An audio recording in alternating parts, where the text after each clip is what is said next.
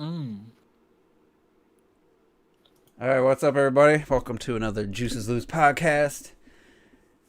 And yeah, shouldn't be any power outages. I found out last We'll week that see. We'll see. someone called because the power lines were rubbing on trees and they thought they saw sparks or something. So the power company comes out and they just shut the power off without telling any of the surrounding houses. It's like, oh, that was cool. The power of one Karen is something else. I mean, That's all it takes for to ruin your day. it sounds like there was definitely an issue. They had trimmed some trees, but damn, knock on the doors. Even though I probably wouldn't have heard it, but my neighbor said the same thing. He had his PC on. He was streaming, and he's like, "Yeah, the guys even told me they needed access to the backyard. He didn't Yeah. say they were gonna cut the power. So anyway, shouldn't have any issues. Hopefully, but so we got Donnie up in here. We got Mohammed. We're not. I don't see any Microsoft in the title. I don't know. We haven't seen Muhammad in a while. Wow. Wondering how what you been up to, Muhammad? What you been playing? You've been gaming on. We got Royal Hustler. We got is human, and I said Donnie already. So yeah, we're without Robert, and Clocked It was, we started early last week because I had to have his take on the Metroid and stuff. So, but anybody that was watching that live, like I said, lost power. Then we did part two. I thought it'd be an hour long, and the three of us, Retro, Clocked It, and I talked for 2 freaking hours. Of I was like, course. God damn it. Doesn't surprise me. But yeah. So I mean, we barely even scratched the surface of that game, and we didn't talk about any real in depth of the plot. Not really the plot, but enemy types, areas, nothing. We just talked general, and it was could have talked another hour, to be honest. And I've been playing it more, and I just gotta say, I tried it in handheld mode for the first time after the power went out, and I shit you not, and you guys know me, I'm pretty critical, or I have my eyes, I feel like I notice when things don't look good and don't, are off. But that game in portable mode on my launch day Switch, no bullshit, looks better than it does on my 65-inch OLED. Like, it looked phenomenal. I don't know. It's the best looking handheld game I've seen, easily. It's playing Metroid Dread in handheld mode on a 720p screen, no lie, looks as good as Ori and the Will of the Wisps on my PC at 1440p. Like, it just looks so sharp, Wow. so clean. All the little animations, all the lighting, everything's so sharp because you don't see the jaggies on that tiny screen with those tiny microscopic pixels, and it just looks so clean, man. And I gotta say, the sound through headphones is definitely, like I was saying last week. When you blow it up on a bigger audio system, it doesn't really hold up, but in headphones, it sounds freaking great. And I'm just like, damn. This isn't even on an OLED, and it looks absolutely phenomenal to the point where I kind of just want to keep playing it in handheld, because I was Now imagine it on an OLED. it was. I mean, and I'm looking, and I have an eye for that. Yeah, that's not perfect black, but it's, some of those areas are still dark, and with the lights and stuff, it still has good contrast. I know it's not the best screen, but as far as I could tell, and I'm pretty critical of this stuff, it just kind of reiterated for me that I don't think the handheld needed an upgrade at all. Like, the OLED's nice. Everybody who has it says you can't go back once you get used to it. But I really just don't think the Switch needed it. The handheld side of it, just, in my opinion, I've been saying it for years, just didn't need any kind of upgrade other than ergonomics, which they didn't address. The battery life, obviously, that made sense for the first revision in 2019. That was a huge improvement. But I stand by my statement that there's really no, other than the kickstand, if you play in tabletop mode, I don't see any reason to have upgraded the handheld side. And obviously in docked, the only thing they can do is really, they could have boosted the power, try to get better visuals. But so yeah, I was impressed, and I've been very critical of handheld mode when it comes to, like, Hellblade looked absolutely terrible. Xenoblade Chronicles 2 looked pretty terrible. I didn't really want to keep playing it that way.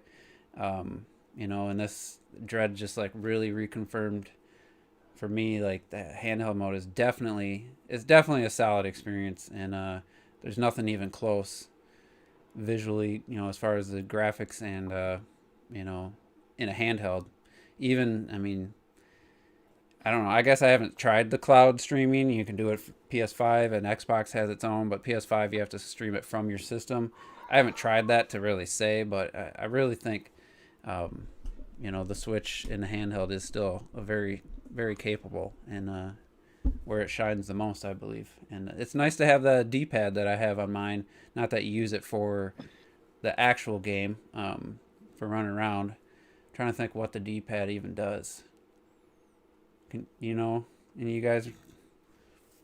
I know I've used it. I Yes, haven't played the game yet. D-pad left makes the map Oh stand yeah, out. I that kind kind of of like stuff. that for the That's enemy right. sections. Oh, D-pad right for Yeah. me as of now has a special ability on it. Okay. Yeah, you haven't played it yet, T? Yeah, I'm a fraud. Damn, dude, it's so good. Like, Dude. I liked it last Monday, but then I played it after when the power went out. I played it. Then we talked about it on Tuesday. I was like, man, I'm actually glad we talked about it the next day because I got further. And now I was playing Saturday, and I'm like, Jesus, like this game just keeps getting better. The more new abilities you get. It's Yeah, just- I was I telling haven't you played. 2 hours ago. To be fair, I haven't played any video games until yesterday, for about a month. yeah. With the move and all, I just had no energy to play. Mm-hmm. So, and then the first game I choose to play was Crackdown on Xbox. Wow. Not even Crackdown 3, the original Crackdown. Well, to be fair, Because- the original Crackdown's better than Crackdown 3. Yeah, well, because it was convenient. It's downloaded on my system, so I just, you know, click the icon. So I didn't have to, you know, I still haven't opened up. I have to open Metroid first. You know, I got to smell it. Mm-hmm. You know, get that new game smell. Then I have to take the whatever cart's in there right now. I think it's Astral Chain. Take that out, and then I have to put Metroid in. You know, so I was it's a lot of work. surprised. You couldn't be bothered. I was almost going to say something to Robarul too, because he didn't get his collector's edition and it got delayed. He couldn't Oh. be too mad though. He only got it. He got it for $52, but he went and bought another standard edition physical. I was thinking, man, I would have bought digital since you already have the Yeah, physical collection. That's what I would have done.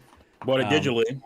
Just put that shit in a box. But anyway, somebody brought it up in the chat already. Metroid Dread is, I know I'm following mostly, like, I've whittled down, like, the people that don't, basically I follow a lot of people that have similar interests. If I see somebody, like, whether it's politics or whether it's gaming or whether it's something just really, like, I'm totally, like, why would you like that? I've unfollowed a lot of people, but I've seen Dread as much as, I mean, for me, I've seen a lot of Animal Crossing, and I don't play that, but I'm trying to think of another game, and the game's been out a couple weeks now, another Switch game, like a first-party Nintendo game, that has this much like tweeting still to this day, and it's gotten to the point where I would say non-Metroid fans and casual Nintendo fans, now they're trying to get in on the clicks, and I see a lot of people retweeting ridiculous videos of people stuck and like complaining because they didn't know to shoot the ground or. Oh And man, do we have to talk about that And video? you got these idiots. You don't play Did Metroid. y'all, bro. did y'all not talk about that too? No, we didn't talk about that at all. Really? Because we kind of talked about it Monday when you disappeared. Yeah. So you got what's his name? David Jaffe. Jaffe, who all you have to do is follow him, watch half of his stream, and he's just all about A, caters to his audience, and B, he's very contrarian. He'll like, because I've heard him on Next Gen's podcast telling Zaire that, oh no, these games are great. You know, listen, old Nintendo games, old like or indie games or older, you know, non-graphically intense games. Always telling him that he doesn't. These games are better than he doesn't give them a chance. Blah blah blah. You know, and then now he's talking, saying Shantae is better than a better modern version of a Metroidvania. Just ridiculous stuff, and it's just for clickbait. Like, and there's so many people retweeting it. And then another one, a guy showing, I think we talked about this a little bit. Some dude, some noob who's like running around in one area in Dread, and then he shows like a cinematic from Uncharted, and it's like a $60 Nintendo game, a $60 Sony game. It's like, A, you're not showing the badass stuff from Dread. B, and that Uncharted shit, you're not even controlling nothing. Like, you're barely doing anything. Yeah, I and thought it was. you're I thought it picking one was. $60 game over another to try to make it look bad. You didn't pick out Breath of the Wild. You didn't pick out Mario Odyssey or anything like that. You try to pick. Oh, look, because 2D, you're automatically disqualified. Mm-hmm. You know, for being a 2D game because they have no value anymore apparently because cell phones. I don't know, but that's just the stupidest comparison and argument that needs to just die. It needs to die. I thought it was a God of War gameplay. Well, he did. There was that too. There was two. Yeah, he did God of War. The God of War guy himself even was like commenting like Metroid underneath it with like a lot of heart and shit. Mhm. Game devs don't give a shit. Like that's all like on us, all that like. Well, Corey shit. That's Balrog, basically what the it guy who made the new God of War, and David Jaffrey's the guy who made the original 2-3 games. So it's kind of funny that one, you know, one former God of War director said something really stupid, and the last God of War director was basically, he didn't say much. I don't think he wanted to get too involved in that, but he definitely was pro Metroid Dread, and then it's just stupid because I took a screenshot of an Easy Allies review because they gave it a 9.5. It just said 9.5. It didn't say the game title. I was gonna say a $60 Nintendo game, 9.5, a $60 Sony game, 9.5. You know, it's like all these companies, all these types of games, you could still, you know, you can have a 10 out of 10. It can be Sony, Xbox, or Microsoft, or Nintendo. A 9.5. It doesn't matter. It's the game goes on a game by game basis, and it's just stupid. Some of the comparisons people were making. Yeah. And it's like, yeah, you're pointing out. I like God of War, but that game, I would be curious to find out the budget difference between God of War and Metroid Dread. I mean, I would think it's at least 5 times greater God of War, if not more. I bet it's more than that. You know, it's like, and what's important about the game is if you enjoy it, if it's fun and it has great gameplay, like that's what's important. Not why didn't they show the Order 1886? Because that looks visually amazing and cinematic, Right. You know. And it was $60 too. Right. Exactly. So it's just a stupid argument, and I hate how many people retweeted it. And then there was, well, the other thing was people getting mad at the game design because for 2 hours they didn't know where to go. And it was this one little thing. And then a bunch of people are posting the screenshot of the beginning of the game where it tells you to, like, I don't know the exact wording, basically to shoot the ground to reveal blocks, that it tells you how to destroy them, but this and this, like, you know, basically tells you what you're in for. And then you got these people complaining, I wasted 2 hours. This is terrible game design. I didn't know what to do for 2 hours until I figured out I looked it up and it was a stupid block I had to shoot. Like, Are you 25 or younger? so I tweeted, I was like, I won't retweet these idiots, but Dread's exposing a lot of casuals and a lot of noobs who don't know Metroid, because I live for that shit. Like, I love. Yeah, but to me, it's not even a Metroid thing. It's like that's what we always did in all video games. We get somewhere, we get stuck. Castlevania 2. What's that? Is that one Simon's Quest? Yeah. There's a fucking area where you got to go kneel down for like 10 seconds. Like, how do you know to do that? Like, there's no explanation. And you can't progress. You just can't progress. Dread don't have anything like that. We learned how to do that because games did that. You know, we learned how to just fidget around and look around and mess with everything in that area.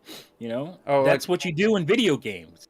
These guys are too used to being handheld. You know? Exactly, that's what he's saying. Anime Rapper just said that, and that's what I said. They don't know where to go unless there's a yellow arrow telling them where to go. Bing, bing, and it's like, as much as I like Horizon, and I don't know if you can turn it off. I guess I never looked. I hate that those footsteps. Yeah, I'm hearing an echo. Somebody got speakers on. Every like 80 footsteps, it shows the icon on your screen right where to go. And Days Gone does that same thing, and that was that's modern game design. and That's it's like modern game Yeah, it's design. my game. it tells me, I'm 5 meters away from these stairs. And I'm like, yeah, I know where the stairs are. I didn't need that indicator. Just tell me which general direction I need to start moving in. Any game that does that. I mean, Breath of the Wild don't do that, but somehow that game works perfectly. Like, usually Breath of the Wild works so well because you can usually look in the distance and have a target. Yeah. There's not, just It environments.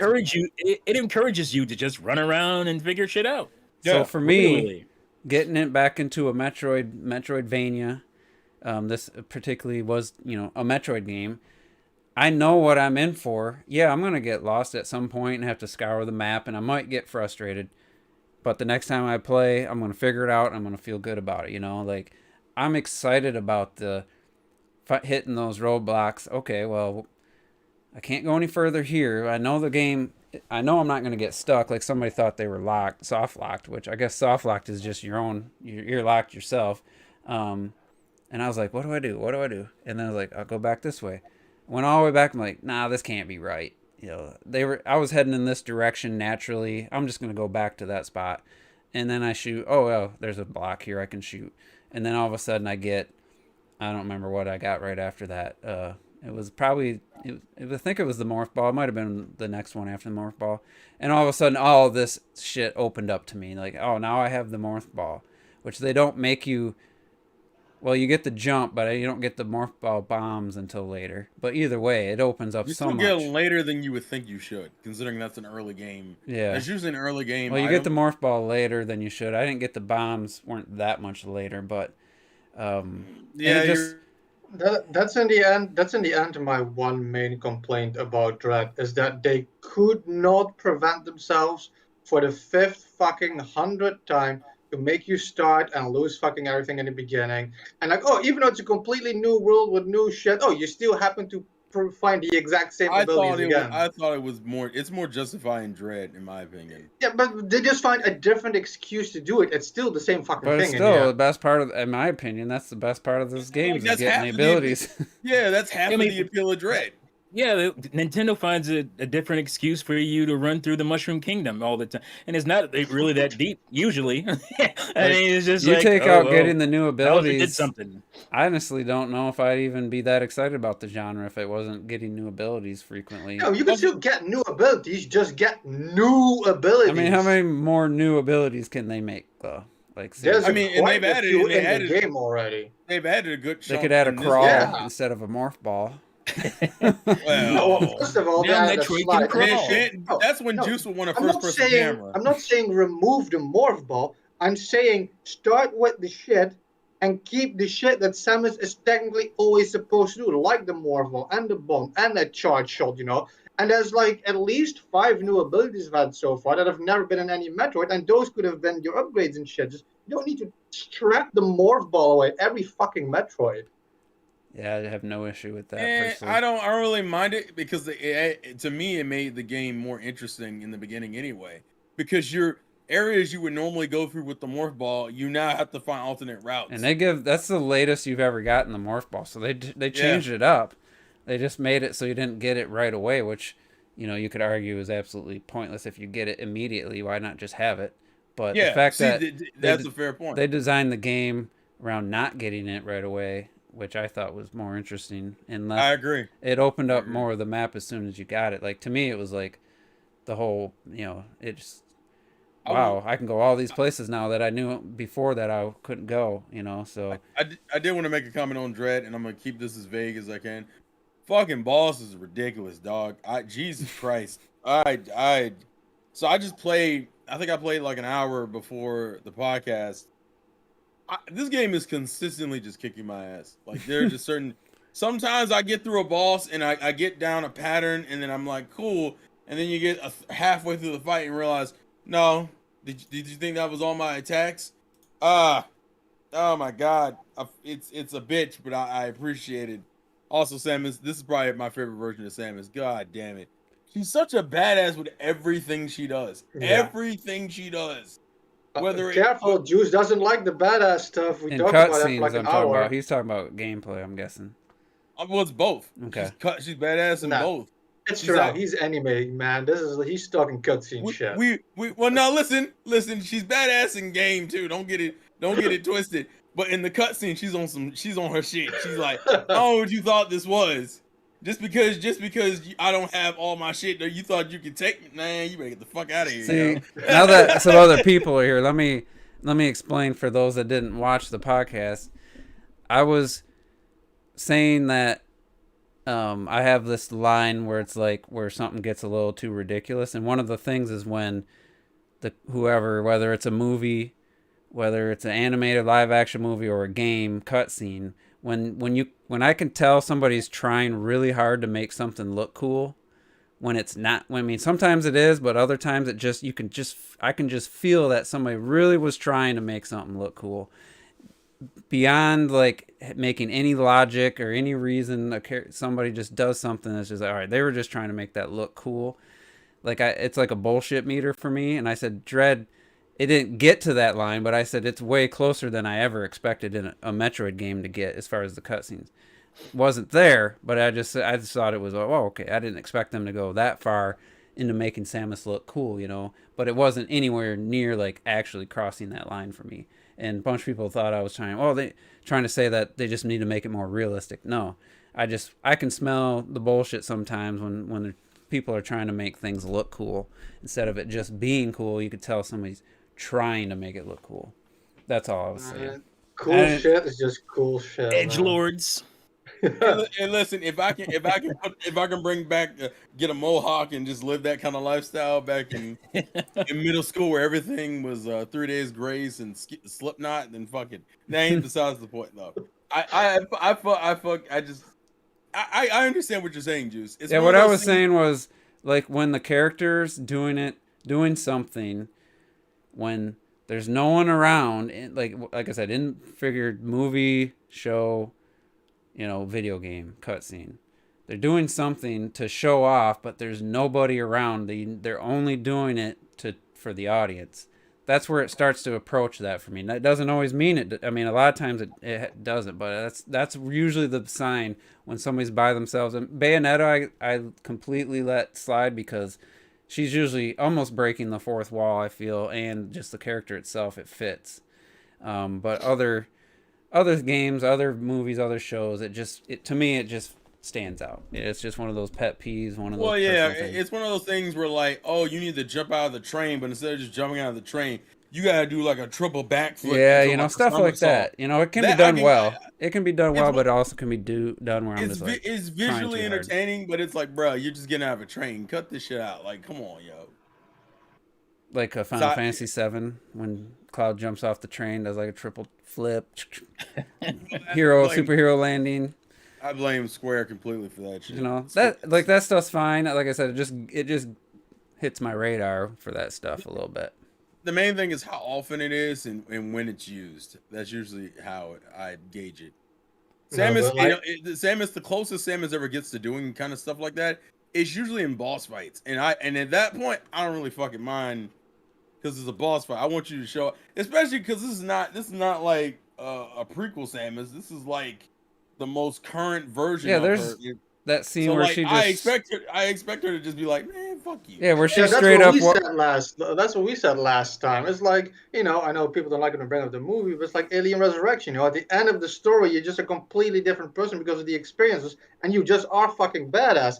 And that's what Samus had too. Like in the beginning of the fucking game, like you said, she's just walking around, and she doesn't even turn towards the boss. She just looks at him, and like while her arm is still down, charging the shot and shit. That's just badass. Yeah, that's cool shit. stuff. That's not out of character, I feel, at all. That wasn't even close to what I was talking about. That kind of stuff. But when you talked about it, you barely were at the first boss, so it can't have been much else that you talked about at that point. Yeah, I already beat the second boss. I'm gonna just say it only gets harder from there. That's all I'm gonna say. Jesus Christ. Yeah, it just sparked like I said, it was just more of that stuff than I expected but like when she walks up and just blasts Kraid in the face or something, that's just her being, saying fuck you to that boss. Yeah, she's like, I've seen you so many times, and we keep doing the song and dance. I don't know what you thought was gonna change, and you're already chained up. When I get like, babe, you'll get your goofy ass out of here. Like, I just like that. I don't give a fuck attitude sometimes. Oh, It's good once in a while. It's good. It's good. It's good. It's good when it's played when there's no extraness to it. It's literally Right. like I beat a boss fight. It's kind of a cool cutscene. Okay, cool. That's my reward because I geek out on that kind of shit. As Retro says, the anime lifestyle makes you get hyped for certain sequences. That I can't. I'm weak. Right. Oh Lord. So yeah, I think we covered just about everything Dread related. You know, I honestly I do want to touch on this because we joked and kind of called out people for comparing ridiculous games. I did say, to be fair, I don't think it's in this case. I'm completely happy. I have no complaints about paying $60 for Dread. I think it's worth it. But I did point out that over the last, I don't know, 5 years or so, there has been a precedence of games like that not selling for full price, where whether it's Ori in the Will of the Wisp for 40 or Tropical Freeze was 50, so I did Not want the Switch version, pal. yeah, not the Switch version, but Oh Lord. I can't remember what the other Hollow Knight was an exception. That one's just ridiculous value for $15. Yeah. But there And has would you been have had a problem paying 60 for that? I wouldn't have been mad, but Of course not. Well, let me just say like this: do you think Silk Song is going to be $15? I think it'd be 20 if it ever comes out. Maybe. There was Shantae's was not like it's 20 not or coming 30. Even though I think I haven't played the last Shantae, I don't think that was. Oh, Seven Sirens. Haven't we learned our lesson about guessing the prices of things? Expansion pack. Yeah. So I'm just saying there is. T was like, I'm gonna find that motherfucking segue. I don't know what. Yeah, How do well, I lead my way into that one? I'm didn't I? gonna get it. I'm gonna get it somewhere. God damn it. We'll definitely get into that, and it's just I thought the initial reveal, watching T's live stream, I was like, all right, this is gonna bring Nintendo fans together. We're gonna all be on the same page. They're charging extra. We didn't know how much. I'm like, all right. And almost everybody was positive about it, and I was like, oh, I guess I'm the odd man out. Then they announced the price, the actual expansion pass price, and it's $30. Animal Crossing Direct, And by I the still way. see Strange. people, and I had to unfollow. I know she'll never watch this, and I don't really care. Nintendo fangirl. I've been hanging on. I've been following her since the Wii U first year of the Wii U. She's always been a very strong Nintendo defender, but Her name's Nintendo Fangirl. yeah. But to me, this was the final straw of many straws where she was saying that it's fine, the price is good, and people stopped telling her that she should be mad about it. And it clicked with me. I've seen a couple videos. I didn't watch them. I've seen a couple of her last few videos over the last, I don't know, year or so. She don't make a lot. Of her opening all the gifts Nintendo gave her. Look what Nintendo sent me. What did they send in these huge boxes of memorabilia, games, all kinds of stuff? I'm like, of course she's not gonna criticize it. Yeah. So I just can't say that doesn't have some kind of effect. It has to, because she's not one thing has ever gotten a negative. Every direct's been great, all the time. I was fine with it, but it just finally got to the point like, why am I following somebody? She's obviously not gonna give her true feelings. There's no way you can just always think everything's good. But either way, there's a reason. There's a reason why press kits for journalists are like twice the size as collector's edition with all this shit in it. There's a reason for that. So anyway, greasing the wheels a little bit there. So of course, since I thought the original announcement of just being an extra cost was going to unite us, I thought no doubt 100% Nintendo fans are going to unite. We're going to do what Sony and Xbox fans did. Gamers got together and got them to change and undo things. And nope, I'm seeing probably 50-50 people saying they're cool with it. I'm not mad about it. Maybe I won't get it, or maybe I'll do a family plan. And I'm like, really? Like, oh, but it's the Animal Crossing. Well, that's the thing I want to discuss, because I don't know, Retro's the biggest out of this group, Animal Crossing fans. Yeah, I'm like, really? People are gonna rent the DLC? Like that really add value? Does it add value to? Wait. That's a rental? Yeah, you only get How do you. you rent DLC? Well, this is the whole thing about that whole thing, because This shit is I'll just confusing. take over with that part. I did a reaction to it, and it was happening, and I was like, oh, they're addressing the Switch Online. All of a sudden, it said like $50, and I'm like, wait, that all of a sudden, like, because that was during the Animal Crossing Direct, and they gave so much shit, my hype was through the roof, and then that shit hit at the end, and I went like, wait, $30 extra, but that makes no sense. And I said it as an Animal Crossing fan. I was like, you can't do that. People won't care. First of all, you're basically telling people you're paying $30 for Super Nintendo games and Genesis games, because not everybody here gives a shit about Animal Crossing. You know, nobody's going to pay $30 a year extra for Animal Crossing DLC. Yeah. But on top of that, I'm not going to care, because the DLC loose is $25. Why would I pay $30 a year for that? It makes no sense, unless what Robert I think didn't said. understand that. What Robert said was a good thing if that's what they do, but I don't think they ever. If it would have been if they include all DLC into that, you know, all Nintendo DLC, that made more sense to me. then That you would have be something that something, you could be like, but still- okay, Yeah. that might balance it out. But like $30 per year for DLC that once is $25. I was sitting at the end of that direct, and I'm like, I don't get it, and I'm like. And then everybody starts talking about, oh, but you can do the family plan. With 8, it's only $10. But it's like, no, because a family plan for 20 for 8 people, you're paying like $3 or whatever, you know. Why would I pay $10 again for shit you don't use? Plus, I'm on the family plan with Cluttered, and he gets that DLC, you know, by paying 30 a year. But if I buy my shit loose, isn't that going to clash with his DLC because that shit works? It's such a strange thing. First of all, it's a weird ass price. Then it's a weird ass gimmick with the Animal Crossing shit. Then why are you revealing it in an Animal Crossing stream? Like, the whole thing is such a mess, and it just makes no sense. And they haven't explained why it doesn't make any sense. Well, it makes sense for in one situation, and this is how the DLC should work in general, in my opinion. If you have a family plan, the only reason you would do the expansion is that everybody on your family plan now gets the DLC instead of having to buy it $25 each. So let's just use T for example. Let's say your wife played Animal Crossing, your 2 kids, and you. Instead of spending $100 on 4 DLCs for all 4 of their Switches, you can pay the $30 a year and they can all download it and play it. But as soon next year, let's say you decide, now I don't want the expansion pass. Now you don't have the DLC. Or Nintendo could swap out that DLC for Splatoon 3 DLC and just remove it anyway. And then you don't have it. And then you're going to have to buy it if you want to keep playing it.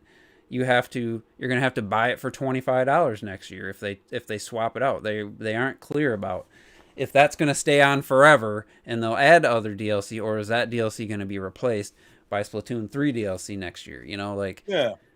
To me, I think adding the DLC proposition is an interesting idea, but the way they presented it to people was fucking confusing. And then on top of that, you didn't present like future DLC will be a part of it. You didn't say something. You didn't say something to the effect that makes me think that it's gonna be more than just Animal Crossing. Because the way it was presented, you're just like, it's just Animal Crossing DLC, and my brain's like, why that specific? Because then they can say, well, that's $25 by itself. So you're only paying $5 for the Nintendo 64 and Genesis. That's why they did it. Because what makes it weird about, I thought, okay, I buy this service and I get the fucking DLC, but that would be something. Like, you're renting DLC. Like, yeah. What? Who does that? Well, yours is. That's the thing. If Clocked has it, and then let's say I don't buy my Animal Crossing thing, and I can enjoy his thing or whatever, but then it goes away, and then I have fucking nothing. Like you said, you're renting DLC. It's just so weird. It really does fall into what I said initially about the whole concept of the N64 games online. It's a talking point. It's a defense point for Defendos. It's oh, well, it's $30 a year, but you get this $25 DLC as part of it. So it's really, you know, if you're going to buy that DLC, you might as well get the expansion pass for 30. It's $5 more. It's a way to trick people. No, it's And not simple, hipsters. Sorry. and B, I know hipsters is usually the opposite, but of you know agreeing with something Nintendo does. But here's the problem. First and foremost, I figured it out. What was there, 40 million? Animal Crossing is probably between 35 and 40. At this point, Right. you know there's 100 million Switches. There's just About no half the install base has Animal Crossing. just under half, it's like 40%. So that means there's 60 million people who don't have Animal Crossing. So what does Animal Crossing DLC add value to that $30 to the 60 million people who don't have Animal Crossing? It adds no value, zero. It Oh, might and as well by be. the way, you might have Animal Crossing and still not care about the DLC. Yeah, I mean, you know, like Exactly. for there's some- still those people as well. For some Because people, no- it's just happy home design or whatever. You know, for some people that's not exciting, even if they love the game. Well, that's not the thing. So, because, like you said, more people don't have Animal Crossing. The point of like the original online service has several things that can entice, people. It offers things for everybody. But this new plan is $30, but it has some Nintendo 64 games, but it doesn't offer anything for everybody. Virtual console games could be for everybody, but Animal Crossing is not for everybody. So you're already cutting out half the people who might buy this. And I still think it's not something for people who have Animal Crossing, because the subscription service is $5 more expensive than the DLC by itself, and then you own it. Mm-hmm. It makes no sense. It's for nobody. That's what I what- can yeah. wrap my head around. If you can give the Oh, and by the DLC, way, I mean, we probably just wouldn't even think about this. Let's just talk about the service itself, right? the 9 Let's and just talk about 64 the fact games. that you're asking people to pay. I'm already with the Super NES and NES stuff, but you're asking people to pay, for a yearly subscription, and you're not even telling them what they're gonna get. Like, we have no. Like, are you gonna add new consoles into this, or is that gonna be an expansion? You know what I mean? Mhm. Like, what is the secrecy around it? Tell people that, okay, right now you're getting this, and this, but in the future you will be getting Game Boy Advance. Like, what is the harm in saying that if that's the thing? Because if it's not, this is not enough. This is not nearly enough, because you're talking about, first of all, you're talking about a service that's not that great. I'm talking about the service of Nintendo Switch Online itself, right? So I could have, like, right now I have pretty decent speed. I have like 400 down, like 200 up or something like that. Even if I plug in my Ethernet cable, I get no more than 80. Like, that's 50, I that think. has nothing to do with my service. It has to do with the fact that Nintendo Switch Online just doesn't allow a larger bandwidth than that. And I saw what's his name, Modern Vintage Gamer. He talked about it. He has 1,000 down and some obscene number up. He has like fiber, and he still only gets 80 megabytes per second download speed plugged in with his new Switch OLED. And I'm like, so Well, you're Shadow asking Fox people to kind of pay? described it. He think it might be at the server and Nintendo's limiting it. I think it's the hardware Yeah, itself. I Yeah, think, it's the server. I think it's just an outdated server, But, and again, I said this. I made the joke over and over again in our chat. I can't even message my goddamn friends still. Yeah. You're upgrading the service, and I can't even do these simple things that we've been able to do since like 2002, bro. Like, well, let come on. me just lay this out. So you're $20 base. Let's say you're by yourself. Let's say you're not fortunate enough to have somebody to split a family plan with or something, and so you're $20 just because you need to play online. Like, you got to play Smash or Mario Kart. You can't. You basically wouldn't even need to own those games without online. So they get you there. You're $20. All right, I can play Super NES and NES. I looked at my time. I have under an hour on the Super NES. I have like 2 hours on the NES, only because I played through Metroid this year. I'm guessing most people don't have more than a few hours on their NES and SNES apps on the Switch. Okay, cloud got saving, 0 on that's that bitch. cool. If I buy a new system, does that make my transfer processing easier? Doesn't sound like you still got to re-download all the games and takes forever. But so now people were guessing $5 to $10 for the N64. A lot of people said that. So Yeah. now it's 30, so it's more than double. At launch, you have 9 N64 games and 14 Genesis games. I don't have Animal Crossing, so that adds nothing. So I'm paying $30 extra for 9 N64 games. 9, not 9. Not Yeah. 20, not 25. 9. With what did they show? Another 6 or something in that reel. And again, here's another thing I wanted to add. And again, on top of that, we're still not getting a regular, rollout of these games. Yeah, that's it's what I was still just gonna whenever get to. whenever the fuck we feel like it. Because they started giving, they did, what was it, 2 months? Every 2 months? Every month, I think they're giving 2. And then they just said, fuck it. Whenever we feel like putting the game up, bro, that's when y'all get a new game. Paying, what is it, 250% increase in price for 9 games at launch. They showed another 6. I think they didn't show any more Genesis games, but they said they'd be more. So you have no idea. I have a theory by November 2022, that's when you'll have the rest of those ones they showed. You'll have the F-Zero, the Majora's Masks, the ones they didn't that aren't at launch. I think by the end of next year, that's when you'll get all the games they showed. That's probably a little bit. They probably get something beyond that, but my gut's telling me that that's what to expect. Because here's the thing. So you're gonna give us win back before we get one of those other games you're showing us? This is a ploy, man. No, I mean, I like win back's a cool game. It's cool, but it's super dated. But it's no Paper Mario. You gotta wait for that one. It's no Paper Mario, right? Like it's no F-Zero X. You which is worked on coming. getting win back on there because that was a priority. Like, come on.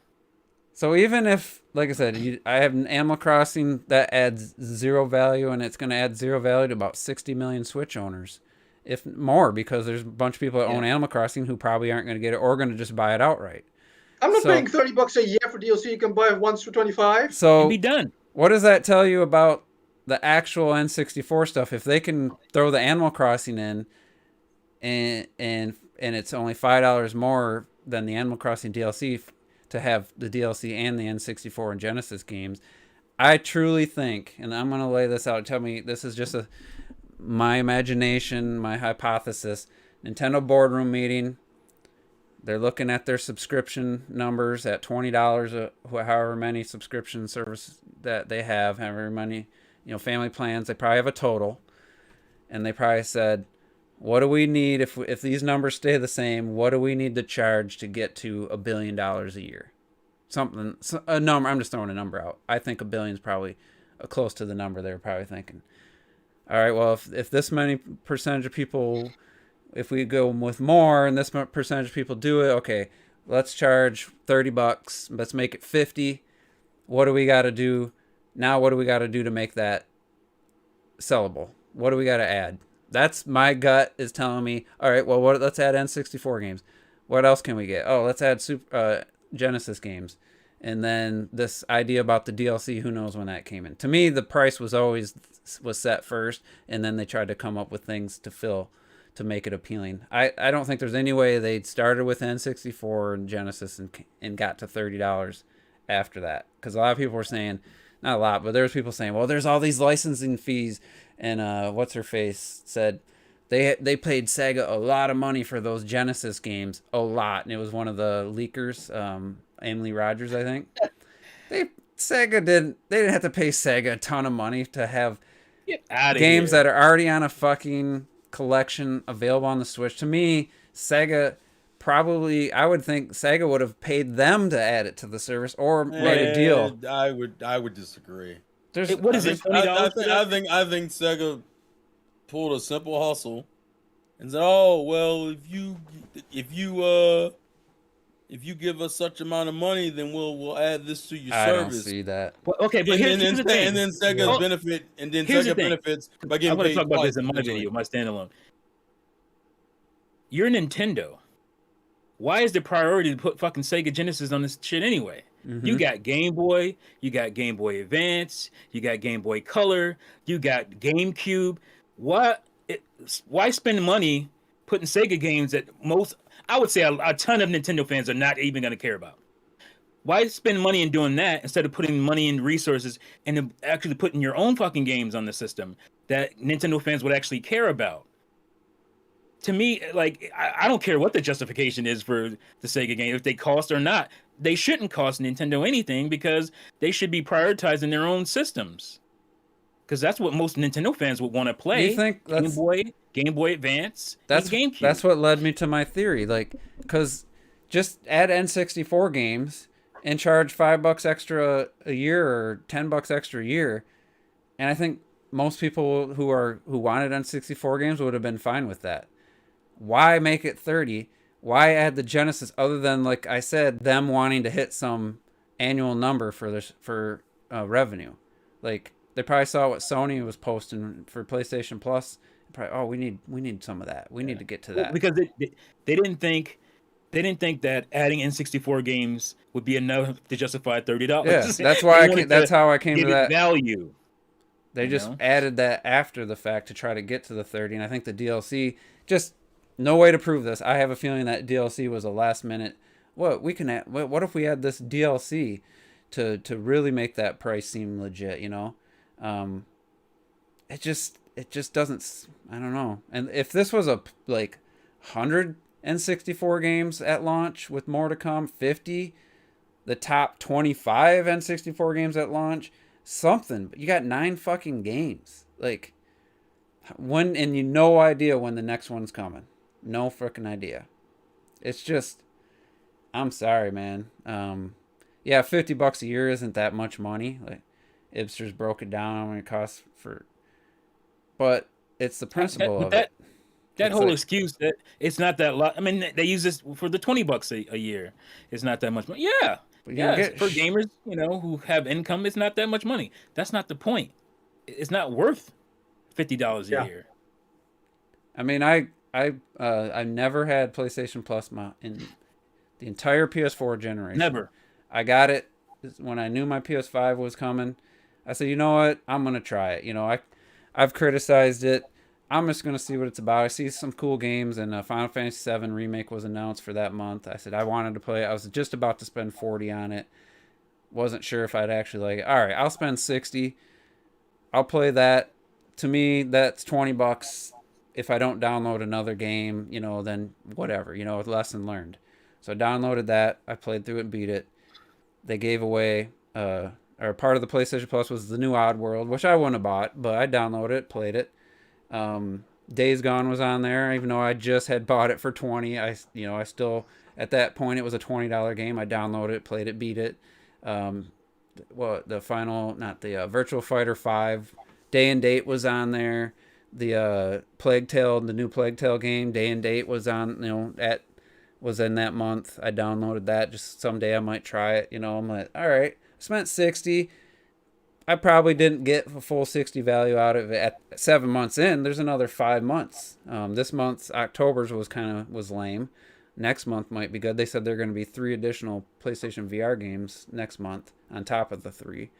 So I'm like, once you get to $50 a year, then you got to compare it to the competition.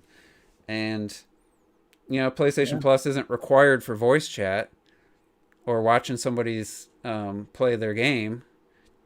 But, it's kind of, to me, that's like an olive branch. Hey, if you don't have PlayStation Plus, you can still voice chat, but, so it's not like Trail kind of made it as a negative because what are you paying for the online then if you can voice chat without it? But, I feel like if all you got to do is hit on 3 games out of 36 to 40, whatever it is for the whole year, and PlayStation Plus to me is worth it. It's kind of a gamble though because you don't know what games are coming. But when you look at the alternative for $50, what are you getting for that? Well, unless you're just a diehard N64 nut who you're gonna actually play Star Fox 64 online with your friends a good amount and stuff. Mario. I don't know if Mario Party, but F-Zero X.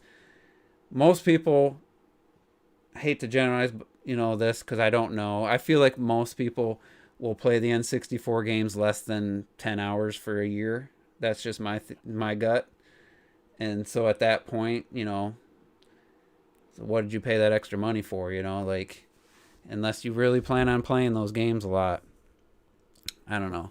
I can't. With all the money Switch is making, they're making a ton just on the system itself. It was the number one selling system for 33 straight months until last month. The PS5 overtook it. A lot of people probably correctly assuming people were waiting for the OLED, so no one really bought a new Switch last month, which is I think is pretty accurate because it did pretty good in Japan. They're making a ton of money on Nintendo Switch Online as well. But You they're think making it cost them that much money to run those ancient servers for? And it's like it's not even dedicated servers. Oh, Right. When is that expansion pass dropping? That expansion November. 25th. Oh no, Also, no. No, I thought the Animal Crossing DLC was November. That's why I'm asking, because the Animal Crossing DLC drops It's 5th the same of date. November. Yeah, it's November. I thought it was. Same I day. thought it was the 25th of October. No, it's November. Hold on. Okay, because then it makes sense. I mean, it November doesn't 5th, make isn't sense, it? but then, Yeah, yeah, 'cause that's when the Animal the Crossing games DLC were dropped. releasing in November. I didn't know. I'm assuming the DLC was the same, but it's just like I will promise you now. I'll promise you, at the very least, half the people who own Animal Crossing New Horizons are just gonna straight up buy that DLC. Then you're gonna lose at least half of your halved user base for that Nintendo Switch Online day one. You're gonna maybe have like 20 million people left who might be interested in it, who own Animal Crossing, who might want to buy it and shit. If that's even one person who buys this online expansion pass, who doesn't own Animal Crossing, like, I'm sorry, but I've never used this before, but then you are Nintendo. Like, there's no point for anybody to buy it, because you can buy this for $20, you know, and then you have like NES Online and Super Nintendo Online. Nobody's Oh, like a link said, it's the 25th. That's what I thought. Plus, again, we're just talking $50, but for family plans, you're going up to $80. It's not $50 for a family plan. Like you know, if he has like, you know, his family shit wants to enjoy his shit, he got to fork over that 80 fucking bucks for that shit. Yeah, but to be fair, in a family plan, it would make sense to do it, because like if we're going by Juice's example for a while ago, where let's say you have 6 kids or even 3 or 4 kids who all play Animal Crossing and want to play the DLC. If you bought the family plan, you're buying the plan, and then everyone gets to use the DLC. Yeah, but everybody gets to use the same DLC. Man, Clock is not gonna enjoy his DLC the same way he's barely enjoying his fucking Animal Crossing. But every time he logs on, all his stores are goddamn empty, and his village is in fucking ruins. Oh, well, no, that's different. That's a single not the same Switch. thing. That's a single Switch Yeah. family. We're talking Yeah. about multiple. But I don't think everybody gets that DLC. Yeah. You have one family flex, so one person gets Everybody it. in the family No. plan, they have to have their own Everybody- copy of Animal Crossing, or one person can only play it at a time if you're sharing a cartridge. You But- only have one island on a Switch. You can't What even I'm saying is, like, that's if, like, for example, T has multiple Switches in his house. If each of those accounts are on his family plan, all those accounts get access to the DLC.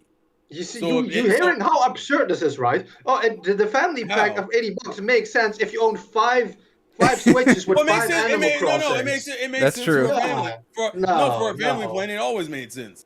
For a family plan, It makes less sense for if you only have one Switch. Yeah, exactly. Then it's not needed.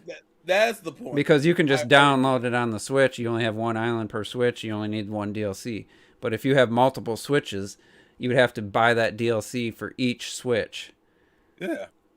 So it makes sense if you had a family and there were multiple Switches in your house. I don't know if that's gonna work like that. yeah, because that's what they said is they'll have access to download. They said, yeah, but don't you? I don't Just know. like I'm on the family bullshit, plan but- with Terrell, and I download the NES and Super NES apps. It'd be the same thing. You would download Yeah, the that's Animal literally Crossing it. app. Exactly. But Animal Crossing shares one save data file. that's what I'm though. saying. It's like one- We're talking about multiple Switches. Switches. Yeah. So let's say I don't know. let's say your girlfriend guess- your girlfriend have a Switch. Yeah. Does she have an island on Animal Crossing? Yeah. So the family plan, for two people wouldn't be as profitable, but for you and her to get the DLC, you both have to spend $25. That's $50. Yeah. Or you can just get the family plan, which I don't know the price of the family plan. It's 80. 80 on top of the 20 or 80 total? No, 80 total. So 80 then you total. spend 80 and you both have the DLC and the N64 game. So it would be cheaper, but then you wouldn't own the DLC. You would just I need proof that every single person can Well, individually we won't know. download that The only way DLC. we have to wait until the Animal Crossing DLC to come out. That's how it was explained to me, but And even then, so even you guys are saying, well, there is perceived value in this, if you have No, five I'm just saying. animals and I'm five saying in switches, that and then, specific I'm saying in that specific like, situation. how many people are gonna be there that will benefit in that situation? And that's what I'm saying. The user base of people where this will actually benefit is barely existent. to me, it was just a thing they tacked on. I'll say the people who will buy it. There's enough. There's enough people who will buy it to where they have no reason to change it. So here's that's the other short thing, since we're version. talking about the family plan. Do you think Nintendo charged as much as they did because they know people were splitting plans and they thought that would be the best way to, because let's say if you couldn't do a family plan, I don't think they would charge 30. I think they're trying to get people to share a family plan, because I think that's why they priced it that high, because they know people were doing that. Kind of like how Netflix knows that people are sharing passwords and they're trying to come up with a way to stop it.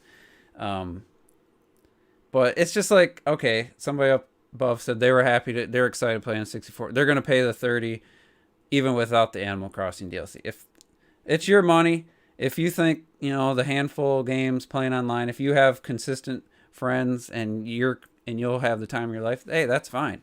The thing is, you can only play with friends. So if no one's available, you can't play F-Zero GX or F-Zero X with random, because it works just like the split screen couch co-op. So you have to have 4 friends or 3 friends to play with. And if it's, I don't know, I guess we didn't test that. If anything like the Mario Maker online, though, I can't imagine F-Zero X is going to play very well online. We'll have to see. So, I mean, it's just one of those things. If you're happy with it or you're fine with it, I know a lot of people are like, well, it's optional. You know what isn't optional? The Animal Crossing DLC. If T just wants to play N64 games online, he has to pay for the Animal Crossing DLC and the Genesis. So there goes it's just an option.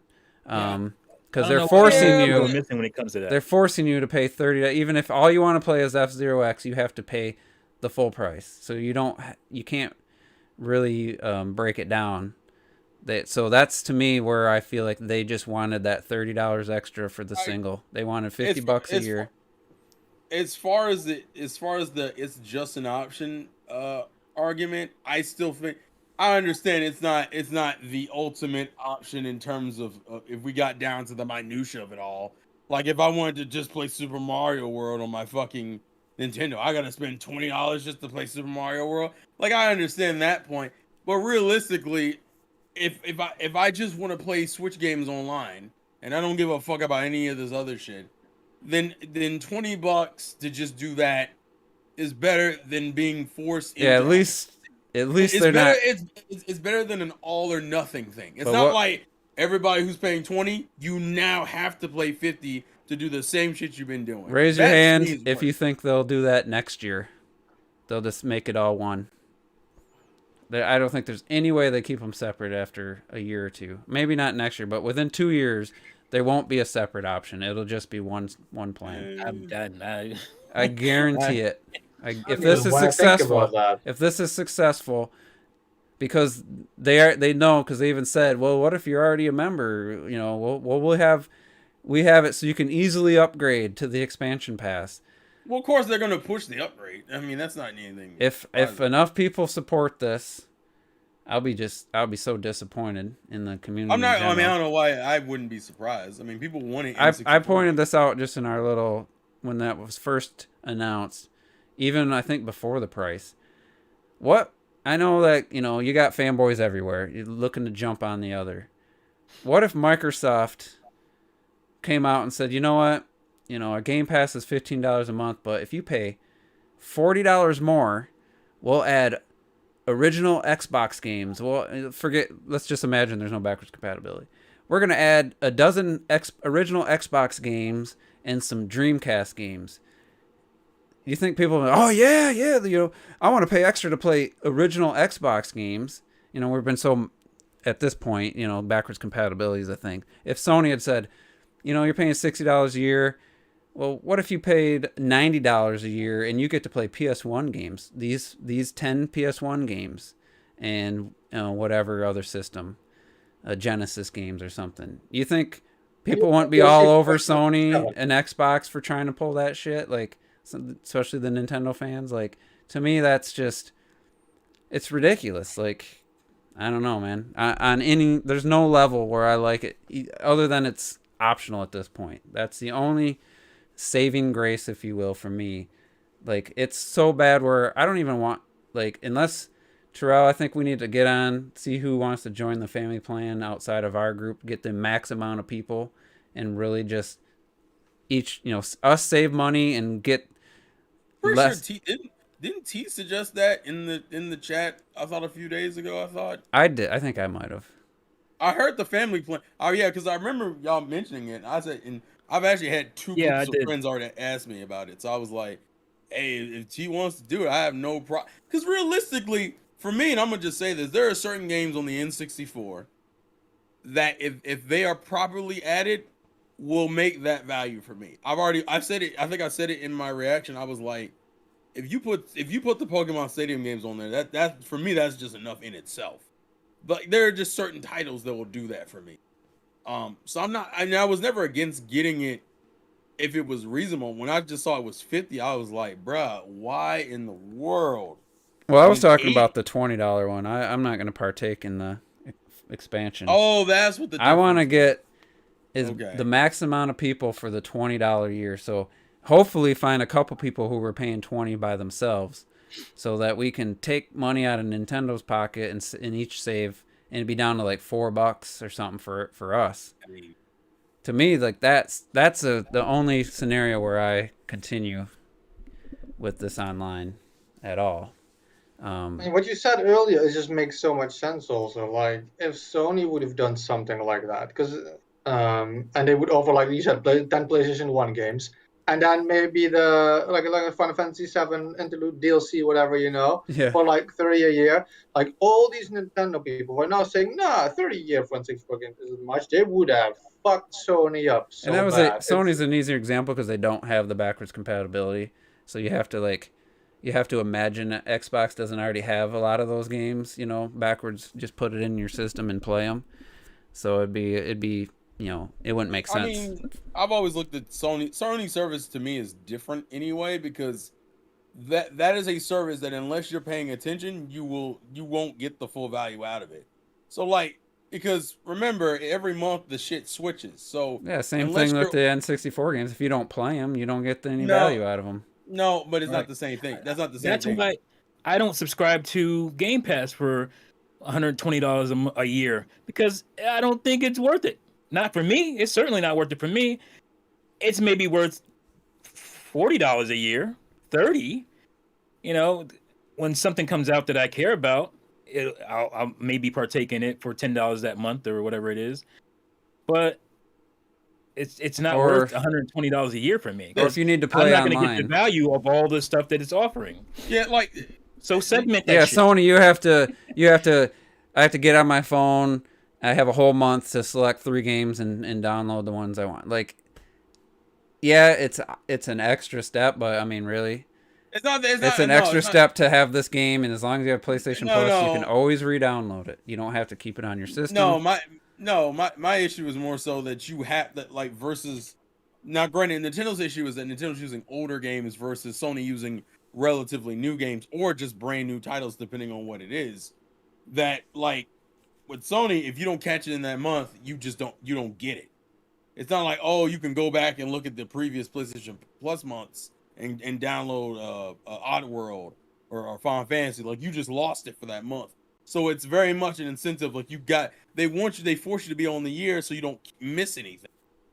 Versus like Nintendo, where it's like, if you dropped off now and waited until next year, it's not like the collection gets Yeah, like, the collection will be better. proposition- Same with Game Pass. You might as well Yeah. wait until But with at least a Sony, couple you need games to- come out. But with Sony, you need to catch it within the year. Yeah, that to what take makes it advantage of different, but also what I wouldn't say makes it exciting because I'm not like just anticipating the game, but when I see a decent game get announced for the next month or something, that's cool, you know. I'll download that Wreckfest. I downloaded that. I didn't really get into it, but you know, that option was there. Something that looked intriguing. And if it's like this month, I downloaded Mortal Kombat X. I thought about downloading the PGA Golf because I always did enjoy the Tiger Woods games back in the day. I don't know if this is completely different. I think Right. Oh, it's 2K, so it's not the same. But I was like, you know, I'm not gonna play it. So, and I'm probably not gonna renew. I'll wait because it's up in like March. I'll wait until like a game hits that's like, oh wow, that's on there. Oh, I might as well re-up and at least I'll play that. You know, like let's say Ratchet and Clank, just to throw out a game you know I'm not gonna go spend $70 on. I might consider it like 30, 40 maybe for Black Friday. But if that was on there next year, I'd be I'll just get PlayStation Plus. I'll download that. That's almost worth it right there. And I know I'm gonna have for the next 11 months. I'm gonna have probably a couple more games at least. It's less of a gamble, but still not. It'd be nice to know in advance, probably too. Like that could be something they could maybe do to make it better. Like, hey, this is what you get for a year with PlayStation Plus, you know, and then people would know. But either way, it's just like I don't know. I mean, it's hard not to be mad at people who are just like, oh, this is cool, you know. Like when it's something you're so strongly against, it's just human nature, I think. I'm not. Oh, I guess see my position. I'm more in a level of like, I'm in indifference to a degree because the way I look at it is that like, well, if I don't have like any way I can kind of cheat it in the sense of like getting on a family plan, well, I'm not just gonna straight out buy it. But at the end of the day, well, all I'm missing out on some N64 games, and hell, it's not that big of a deal because if I really care that much, I'll just fucking. I'll have my other methods if I care that much. So I'm like part of it is just pure indifference. I'm like, and on top of that, like I knew people wanted it, and realistically, I would have been down for it if you hadn't charged fucking $30. Or if you had a full library of games. I mean, I wouldn't have much to say. Like I said, if you add proper time, in the way I always and I think because they're doing it as like a subscription where it just adds on and there's no fall off for it. If I want to say fuck it, let me revisit this in a year and see it makes it more appealing. Oh, okay. Yeah, that's what I was saying. Might as well wait till at least they launch all the games they showed, and then see what happens. See how quickly they release them. I mean, but even if you got 25 Nintendo 64 games and let's say like 40 Sega games, I still don't think that's worth it. Depends on the games. At least for me. For me, it depends on the games. For a year, you're paying that shit, you know. Like I saw great value in the Super Nintendo Mini. That thing was like $60, I think, or like no, like I'm like $80 or something, I think.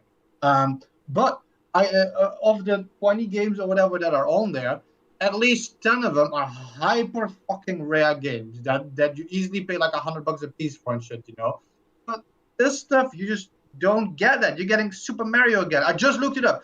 Super Mario 64 and Ocarina of Time, by the way, you pay $50 for it. So you can just fucking buy this shit in real life instead of sticking to that plan for like 4 years. You might as well just buy the actual shit. Well, if people wanted to do that, they would have already done it. That's the point. That's the point. Like there are people who generally just don't. People who are going to do that or already have done it. So yeah, but the people who are subscribing to the service for those games never had any intention of buying those games. Right. So I want to make it clear the subscription model they want to do for their older consoles and their libraries in concept is fine. In execution is what they're fucking up on.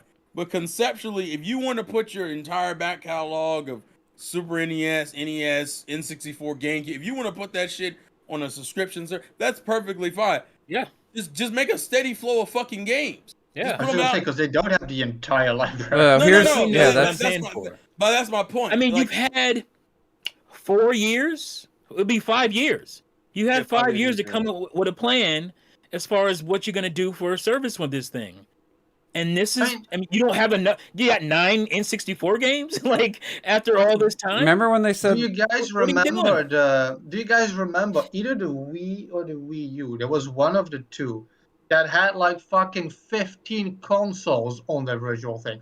Like fucking turbo uh, graphics on that shit. we Turbo It- I Graphics think that's 16. we. I think yeah, that's I we. mean, like if you It's Wii. actually had Yeah. if you would have added that virtual console on here, and even then just do like 10 games per system, I wouldn't complain. But it's like you said, you get 8 Nintendo 64 games. and It's why unjustified. is the value of the online, why are they doubling down on retro games being the main selling point to your online subscription?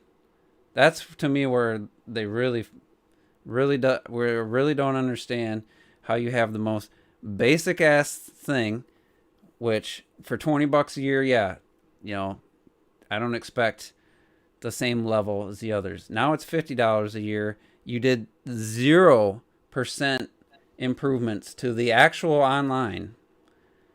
And we'll see how these N64 games run. I won't test it myself, but I can't wait to find out. It's, what is it, player, what do they say that when it's connects to each player's, depends on their internet connection. I forget the phrase for your Peer-to-peer. peer-to-peer. Let's see how the F-Zero X, which ran at a flawless 60 on the GameCube, or on the N64. Let's see how that runs in the 4-player split screen online. I know the split screen might have been 30, actually, thinking about it. Let's see how smooth that is. Let's see, but you can't message a friend. You can't invite them to say, hey, definitely. I want to play F-Zero X. You can't do that. You can't message them. You can't get in a party together and discuss which games you want to play. You have to boot up F-Zero X, just like the other Switch Online games. And then you have to search for friends who are playing that. And it'll show, if you have friends, it'll show them. And then I can't remember how it works. If you can actually invite them or they have to just join your room. I think you just have to join people's rooms on your friends list. That's what they needed to focus on, and that's what they left the same. Instead, they hired that guy, 2 years ago, who was supposed to like work with their online system. Then like last year, the head guy during the investors meeting said they want to make the Nintendo Switch Online more appealing proposition.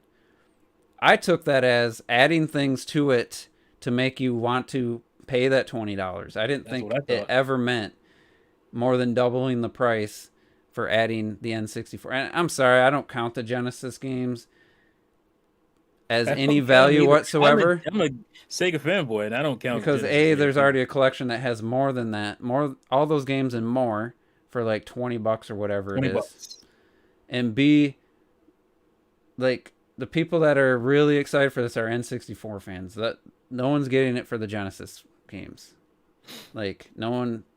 Yeah, I'd really love to see like somebody like whoever was Ibsters or anybody else that was talking that they're fine with it. I would love to see your N64 playtime November 2022 and see what you actually got out of it, What you actually got out of it. Like if you played 100 hours or 50 hours, okay, but I have a feeling most people are going to be under 5 hours because it's one of those things. And I know I'm a little bit different here than some. I get out my old systems every decade or so. I get really excited. I plug them in. And then I go through each game about 10, 15 minutes. And then about 2 hours later, I put it back in the box. That's always kind of been my routine.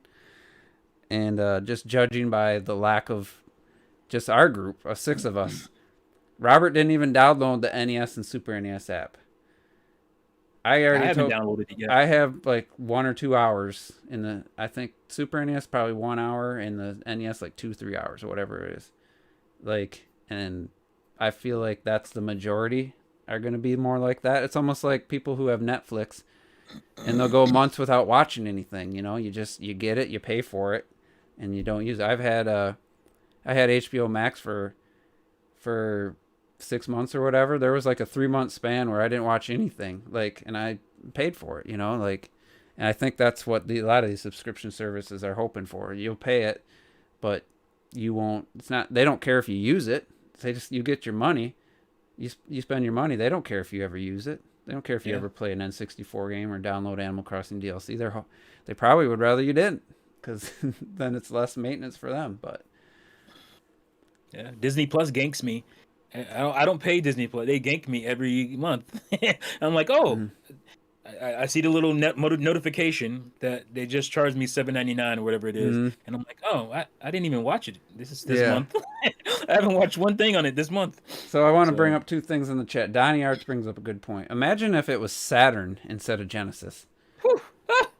Just replace don't change the number of games. Just replace it from Genesis, which we've had a million times, to Saturn. Instantly, that becomes more appealing for someone like me who's never played a Saturn. Now it's like, oh, I've never played these games. I've never had access to a Saturn. I don't know anybody. I've never seen one in real life other than that Toys R Us. That would be okay. That I might be interested in doing a family plan for that, or Dreamcast, something beyond thing we've seen a million times. Genesis those games have been available on so many different collections, so many mini systems, and then Nick said, no, let's be frank, does anybody really message friends from the console itself? I do. I do. I do it all the time on Xbox. T doesn't sign into his PlayStation account where I've sent him photos and stuff. I know, my bad. It's not really about messaging. Me and Juice, we all the time send each other like screenshots of whatever game we're playing at that time and shit. All the time. And it's like, yeah, I don't need it for you guys. I can send you on Hangouts. But what if Donnie... I'm sure we're friends. I don't know what your name is on the Switch. If we're friends on there, you could send me a screenshot and just say, hey, how are you liking Dread? I guess you could do that on Twitter or something. But it's just, if you're playing Dread and you take a screenshot and you can just instantly share it to somebody on your friends list. I gotta go to my phone. That to me, that's way more convenient and interesting. You say that, man. That's literally the only reason why I check messages. I check messages on PlayStation literally through my phone because I have no interest in. I don't like to use. When Juice sends me messages on PlayStation, I never check them on. I try to do it when you're streaming on PlayStation though. Then you do that shit all the time. I send a bunch of photos while he's streaming live on PlayStation. And then he's like, "What the hell's that in the corner of your screen?" Oh, that's Juice blowing me up. It's like when he was playing Resident Evil, bro. There were so many ass shots of Jill. Jill and Claire. That's a lie. Almighty. I can bring up all my screenshots right now. I bet I don't have an ass shot. You don't have any, really? You want to take that bet? Claire don't have ass. You don't have really. any. I can bring them up right now and share my screen and go through all my Resident Evil 2 photos. They're on my computer. You tell me you have none. I would say none, no ass shots. Hold on. I can do it right now. I don't care. I'm pulling up the PlayStation now. I got an ass shot from you from Days Gone, even. Well, that's different. How was that different? Because there was a shot worth sending him that, and I knew he loved the game, and I thought he would like it. I didn't do it for myself. I sent him the same shot back because I took that same screenshot. Yeah, he took the same screenshot. It was beautiful. It was a beautiful moment we shared. That couldn't have happened on Switch. Okay. I'm looking at my PS4 screenshots. I'm right now. shook. Anyway, how was that Animal Crossing Direct? Because I didn't watch it. Oh man, like if you actually want to address that and shit, like the thing is, I consider this the best DLC since Mario Kart 8. That shit is gold tier level. Basically, Robert put it best. Basically, what Nintendo did is, first of all, you have an entire upgrade to the original game. New items, new gameplay mechanics, all this shit. But on top of that, the paid DLC they made is basically Happy Home Designer 2 for the 3DS, but then on the Switch for only $25. And that's what it is. And then you get even more shit in there, and all these new gameplay mechanics that a lot of people wanted this one NPC, for example, back, like me. Like I wanted this Brewster, this guy who has a cafe. I wanted him back and shit. And instead, Nintendo gave us that character and like fucking 9 others. And all these extra elements, all these island upgrades, all these things you can do, the expansions to literally every game mechanic, from like the more music in the game to more building options and all that kind of stuff, and then like a whole new, which some people joked about, like they gave you like a whole extra island to go to do things with. I watched this direct now 9 times, and that's not a retro-death exaggeration. I watched it originally. I watched it while I was editing my reaction. After I uploaded my reaction, I watched my girlfriend's reaction. I watched Robert's reaction. I watched those twice again at work and the original thing again. And now I'm making legit one of those analysis videos. Oh, really? I'm literally tears the thing apart little by little. That's by now like about Retro an hour explain. long. Yeah, like it's gonna be fucking crazy. Like that's, and still while editing that video, after watching it 10 times, and this is again not an exaggeration, I'm still finding new shit in this direct of like items I hadn't seen yet, or things you could do. It's up to Nintendo. I honestly feel they launched Animal Crossing New Horizons as a complete game, and they instantly started working on this massive. There's no way they did this in like the last 2 months. It's way too much stuff that they added. So what's like game changing shit? If they take away the DLC, how big of the update? How big is the update? If you take away the DLC, I had it on list still. They basically adding still a mini. Okay, so they don't have the DLC island, but they added a mini island with all this new stuff. They added new songs. They added new items. Everything you could do in the game, whether it's like customization for haircuts or reactions, everything has more to it. They're adding more villagers to the game. There's new customization options for like your houses and stuff. The upgrade by itself, you can, for example, go in first person mode now. I heard that where it can zoom in to take photos. Yeah, exactly. You can only walk forwards and sideways, but that's just because of how Animal Crossing is built. Animal Crossing doesn't have a backside. I've seen that in like T-Watch is the same people. Those boundary break videos. Animal Crossing doesn't have a backside, so you can only walk. But still, you can go in first person and walk around. Like they went that far to add those types of mechanics to the game, and there's a bunch more like that. Like I said, naming everything would take way too long. But the free upgrade itself truly brings Animal Crossing. Animal Crossing has been on 1.1 for like a year now, and this game changes it to 2.0, the free upgrade. And the free upgrade alone is enough to give me like another 500 hours in the game easy. The DLC adds the extra 1,000 so that I can like double my game time and shit. But they added so much stuff like necessary, but even like really small weird stuff that nobody, that's what Nintendo does when they're at their best. They add stuff that you didn't know you want, that you would never ask for, and you're like, why was that never in the game before and stuff? Like the pipe, the warp. Insane. Isn't there a new kind of fast travel option besides the warp pipe? Didn't they add something else like that? Some better way to get around, like a bridge or a ladder or something.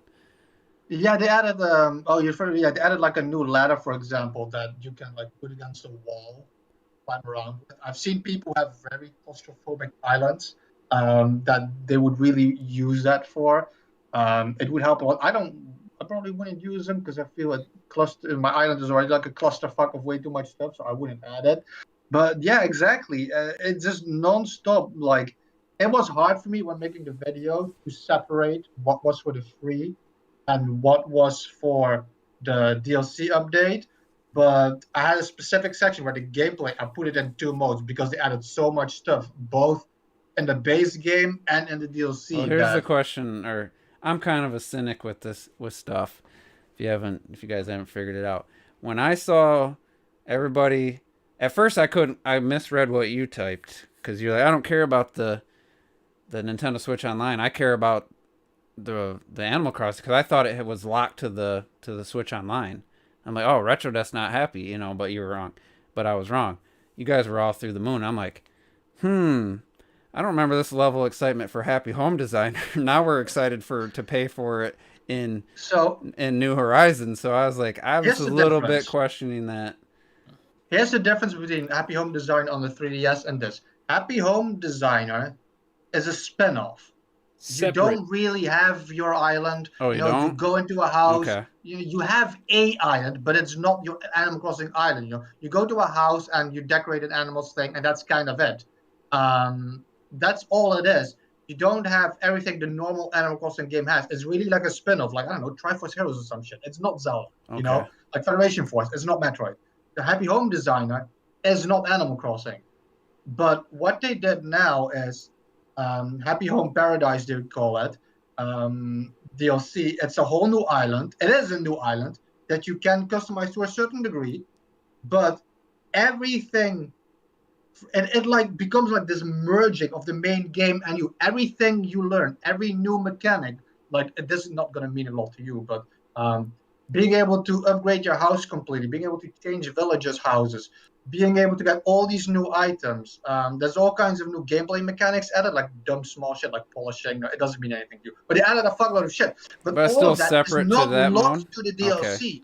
Everything you have here, you take it to your island. All the items you can take it to your island. All these mechanics, like they added some stuff, for example, that you can do shit in your house where you can customize soundscapes in your house and you can adjust the lighting in your house. You can make new walls in your house and that kind of stuff. That is something that is not in the base game, but it is in DLC. But it's in your main game if you own the DLC. Like it Okay. really That merges. makes It sense becomes this then. monster. I thought you But were it's just... not like it's just Happy Home Designer. It's No, not, it's it's not like all of a sudden we're happy about Happy Home Designer. Yeah. yeah, exactly. If Happy Home Designer was part of New Leaf, would have been happy about that shit too. Yeah, So It'd be because exactly. I was thinking about it like, for example, Immortals DLC. It's you're playing the same character and you have your same moves, but it's a completely separate game. Like the only crossover is whatever outfits you have when you enter the DLC. You have you don't gain any outfits to take back to the main game, so it's like a separate thing. That's what I thought it was, and that's where I was like, all right, well, why are we excited about this? But now that I understand, it makes a lot more sense. For example, when watch we the played, direct, bruh. when we played, for example, New Leaf, you know, I love New Leaf. It used to be my favorite, but now with all this shit, I can't even say that anymore. But yeah, New Leaf, and then you got Happy Home Design, and Happy Home Design added all this cool shit that New Leaf just didn't have. For example, again, it doesn't mean anything to you. You can hang like lights on the ceiling and something small, you know. But like when you're making a cool house in New Leaf, you're like, bitch, I need a lamp hanging here, but you couldn't. And Right. that's what Happy Home Design did. It added all this really cool shit, but you can take it with you. All right. Well, that sounds like good value. I have no problem if a game offers good DLC. You know, I've bought a bunch of DLC in the last few years for Control, for Immortals, that I've really liked. So, On top of the fact that the free shit, the free updates, it's been immense as well. yeah, that's Yeah. the first thing too. Is I thought it was just, instead of a free update, I thought it was just all DLC. So I was like, oh my god, like wow, that's kind of a blow. But I was wrong. Basically, to say it very easily, the direct was 20 minutes. After 11 minutes, it kind of stopped. But you were going crazy. You're like, they added so much. That was just the free update, you know? But there was so much stuff. Like, they added so much stuff. You couldn't wrap your hand around how much stuff it was. It really was that much stuff. But then it kind of stopped. And, like, almost every reaction was like, wait, but there's like 9 minutes left. Now what you going to do? And then they did all the DLC shit on top of it still. It's ridiculous the amount of shit they got. Because everybody was like, we wanted the cafe, you know, this cafe. And you're like, okay, it's 20 minutes, you know. I mean, I hope they're not going to talk for the cafe for like 10 minutes. What else could they add? They mentioned the cafe for like fucking 20 seconds. Like, they went non-stop, like one of those Nintendo Directs, you know, with all the headlines. Non-stop new shit. You couldn't process it. You couldn't keep up. All right, so I want to take this in a different direction, but Animal Crossing is going to have a part in this because I shared the other night. I was playing Kana on PS5, and I figured out the up on the D-pad was a photo mode. I don't know if they added that because I don't remember it. They just had an update. I didn't look at this, but all of a sudden I have a photo mode, and so I'm taking all these screenshots, and you can move the camera around and make it hit L1, and then they do their normal animations, their hair blowing, and the little the little minion guys are moving and stuff. You take all these cool screenshots, and I posted you guys because this whole time I'm like, I love the art style of that game. I mean, it's not the most graphically impressive game. The world's a little bit static at times, but it's just the art style is amazing. I'm just like the whole time like, man, what would Nintendo devs do with this level of power, you know, visual fidelity? Like, I'm playing this game thinking about what Nintendo could do as a compliment to the Nintendo developers, because I know they'd go well beyond what this small new team could do. You guys took it as I was bashing Nintendo devs or something, saying I'm not happy with how games look. I'm like, no. Like, I don't know how else to phrase it, but I was just like, Animal Crossing is a good example. That game looks phenomenal on Switch. I've heard nothing but praise. And I'm like, yeah, people are excited when Animal Crossing looks this good in HD and just looks this good in general. I mean, it's one of, if not the best looking Switch game. They're out there, top 3 easily. And I'm like, well, wasn't it exciting when you saw Animal Crossing with that quality of visuals, with that art style? Like, all I'm saying is I just would love to see the talent at Nintendo, what they could do next generation or the generation after. Because this small team could accomplish something gorgeous like that. I know, like, the Mario Kart team would just blow our freaking minds. And I didn't think I'd have to defend myself for half a day for saying that. I think it was I came in halfway through that conversation, and I think I came in within the miscommunication of you and Robert and stuff. So that's why I took that side. Because obviously everybody wants shit to look the best possible. Use Animal Crossing as an example. We were enjoying New Leaf and stuff, on the 3DS, and then the Switch had that fucking Animal Crossing Plaza. The and Wii you're U. like, bitch, I'm playing, sorry, the Wii U. I'm like, bitch, I'm playing this pixelated shit, and you're having these fucking full HD villagers on like my Switch screen, and everybody who loves Animal Crossing were like, dude, I want that to be my Animal Crossing. And the new game looks even better than that. Yeah, it looks better than that. And I didn't think it was going to. Of course, to. everybody was like, man, I want my shit to look that good. Yeah, I mean, basically that's all I'm saying. It's like, man, this game looks really good, but man, if Nintendo had access to this, it would just be, like Air said, revolutionary, what they can do. And it's not like they need it. It's not like that makes, like Robert thought, he was saying, well, Mario Kart 8 looks good still, don't? Like, yeah, I'm not saying Mario Kart 8 suddenly looks bad. I'm saying, what would the Mario Kart team, look what they did with the Wii U. Look what they did with Mario Kart 8. What would they do? Imagine what they could do with like, that kind it of would power. just be, I mean, full Pixar. I think it would be near Pixar level, like real-time Pixar quality looking game with tons of little details and all the stuff they do. That's all I was trying to say. It was just like, I don't know why I have to defend that. Like, but once the funny thing about that whole thing was, to me, is that Juice has been doing that literally every year since like 2017. I want to say, like ever since when I remember when Horizon came out was the first time I remember you being like, man, if Nintendo had like a PlayStation 4 kind of power. Well, yeah, because that was still the Switch. So I mean, they haven't upgraded since then. So obviously, yeah, so like. I wasn't saying that during the Wii U generation. I didn't say it once because they were, until, the PS4 and Xbox started picking up, the Wii U was on par and slightly better than the PS3 and Xbox. So you saw what Nintendo games look like compared to the competition. I find it always entertains me because it always devolves into some shit every time. I know. So I imagine next year, kids, remember, he's gonna get into trouble again. I don't know if it'll be around because the same time. Well, there's rumors, not rumors. There's enough people saying that there's devs with 4K Switch kit. Well, they're calling it Switch. Oh, come on, stop. No, come on. There's so many, like. Tell me you're kidding. No, a legit source that I actually believe, Digital Foundry. The fact that he had beat around the bush to say it tells me that he's not supposed to say anything. But there's too many people saying that developers have confirmed that they actually have, whether it's a Pro or a new Switch, they might have the next Switch, or I don't know. Either way, it wouldn't surprise me. What I'm saying is we could see it Ocarina of Time for 50 in 2 years, something like that. But even then, I don't expect what I'm saying to be till the Switch 3. Really, what I was talking about, I don't expect to see till the 2 generations from now. So I'm just putting it in context. Retro, when you're yelling at Juice next year, remember this conversation. You're just misinterpreting things again. What's there to yell at? He and Robert were like going at it. When I was playing Ori, on par with that Steam Deck. That's all I know. When I was playing Ori, I was like, man, I'd love to see a Metroid look like that. Now we have Dread in handheld mode. Looks looks comparable. You know, like that. I'm happy with that. I'm not saying, oh man, I'm not You playing just gotta Dread. stop thinking out loud sometimes. I'm not That's really playing what it Dread is. saying, man, I wish this looked like.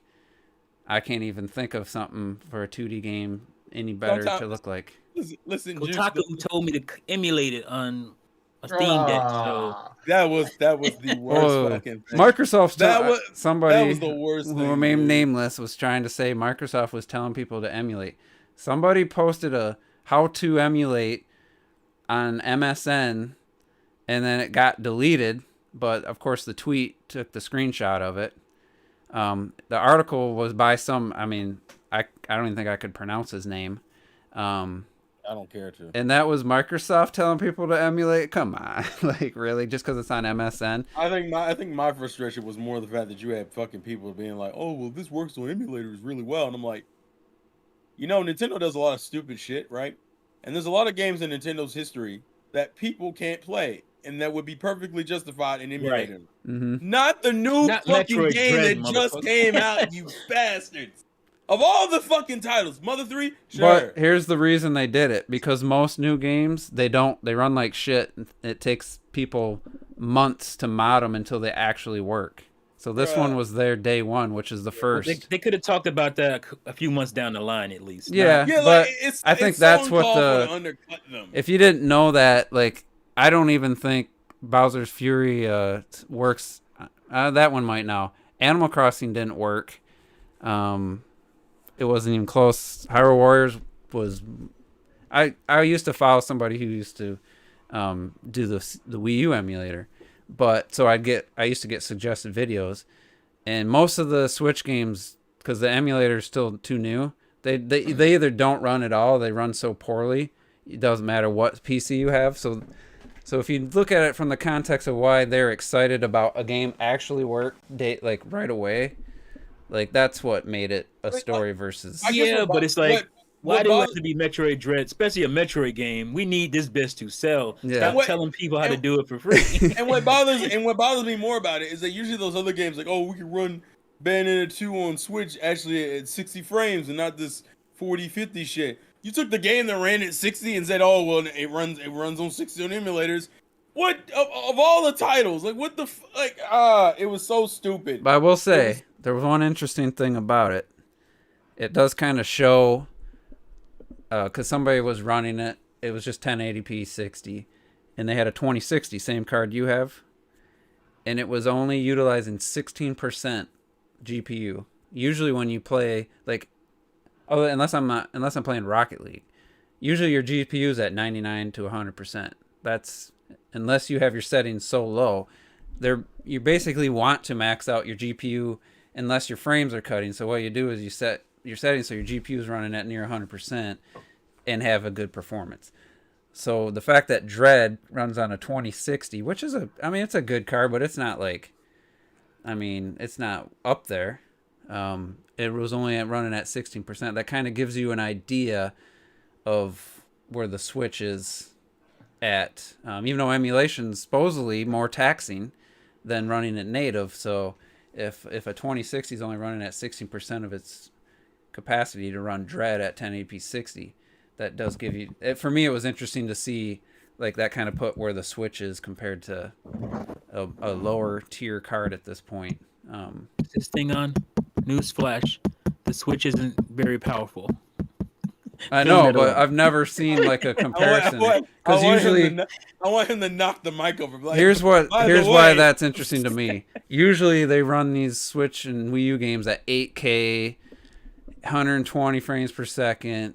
So of course they're gonna. You have no fair comparison. But somebody actually running it at normal, to me, it's just interesting because I like the tech stuff. No, like I wasn't that. talking about what you were saying. I was just saying about emulation in general. Yeah, emulation definitely is supposedly more taxing than just running the game. So if it's 16% emulating, it might only be 5% if it was native, which is crazy. Like that's just how well that game runs and looks, but only utilizes that much. Yeah, So I think the fact that the Switch is, its architecture, the way it's designed, and then why it's so hackable, is why the emulators work so well for it already. Mhm. Like some emulators still struggle with like Saturn games and Dreamcast games And because of the 64 architecture. too. Yeah, I've heard people say that it's hard to emulate. Well, not probably by N64, yeah. today's standards. I mean, you can brute force a lot of stuff now. The other kind of newsworthy thing I saw you guys in the chat was they kind of softly announced that GTA Trilogy's coming to Switch. I didn't see it in the ad, like in the promo thing, say Switch, but people are saying it's coming to Switch. Yeah, Um, it was confirmed for Switch. okay. Well, I mean, I'm just saying I didn't see it in the announcement. I didn't see the okay. Switch logo. So I thought it was interesting for two things. One, the trailer just said the trilogy. I thought it was GTA 1, 2, and 3. Like the original trash, like top down, not trash, but the original old school ones. I love that top-down one. I didn't know it was It is trash though. the six. I didn't know. I didn't know it was the 6th gen trilogy, Vice City and San Andreas. So I didn't know the that. games that made GTA. Yeah. Yeah, GTA. yeah. So you guys were saying in the chat, the interesting thing will be what is the Switch version gonna be? Is it gonna be parity with the other versions, just lower resolution? Is it gonna be all games on the card? Are you gonna have to download? Like, there's some things to be learned, I think. Because Hey, listen, if I have a feeling it's I'll going to put- be the mobile versions that were released on 360.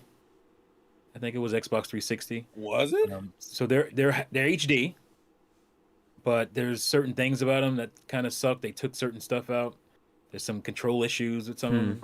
well, But- it sounded like they were, at least for PlayStation, Xbox, they were doing work to them.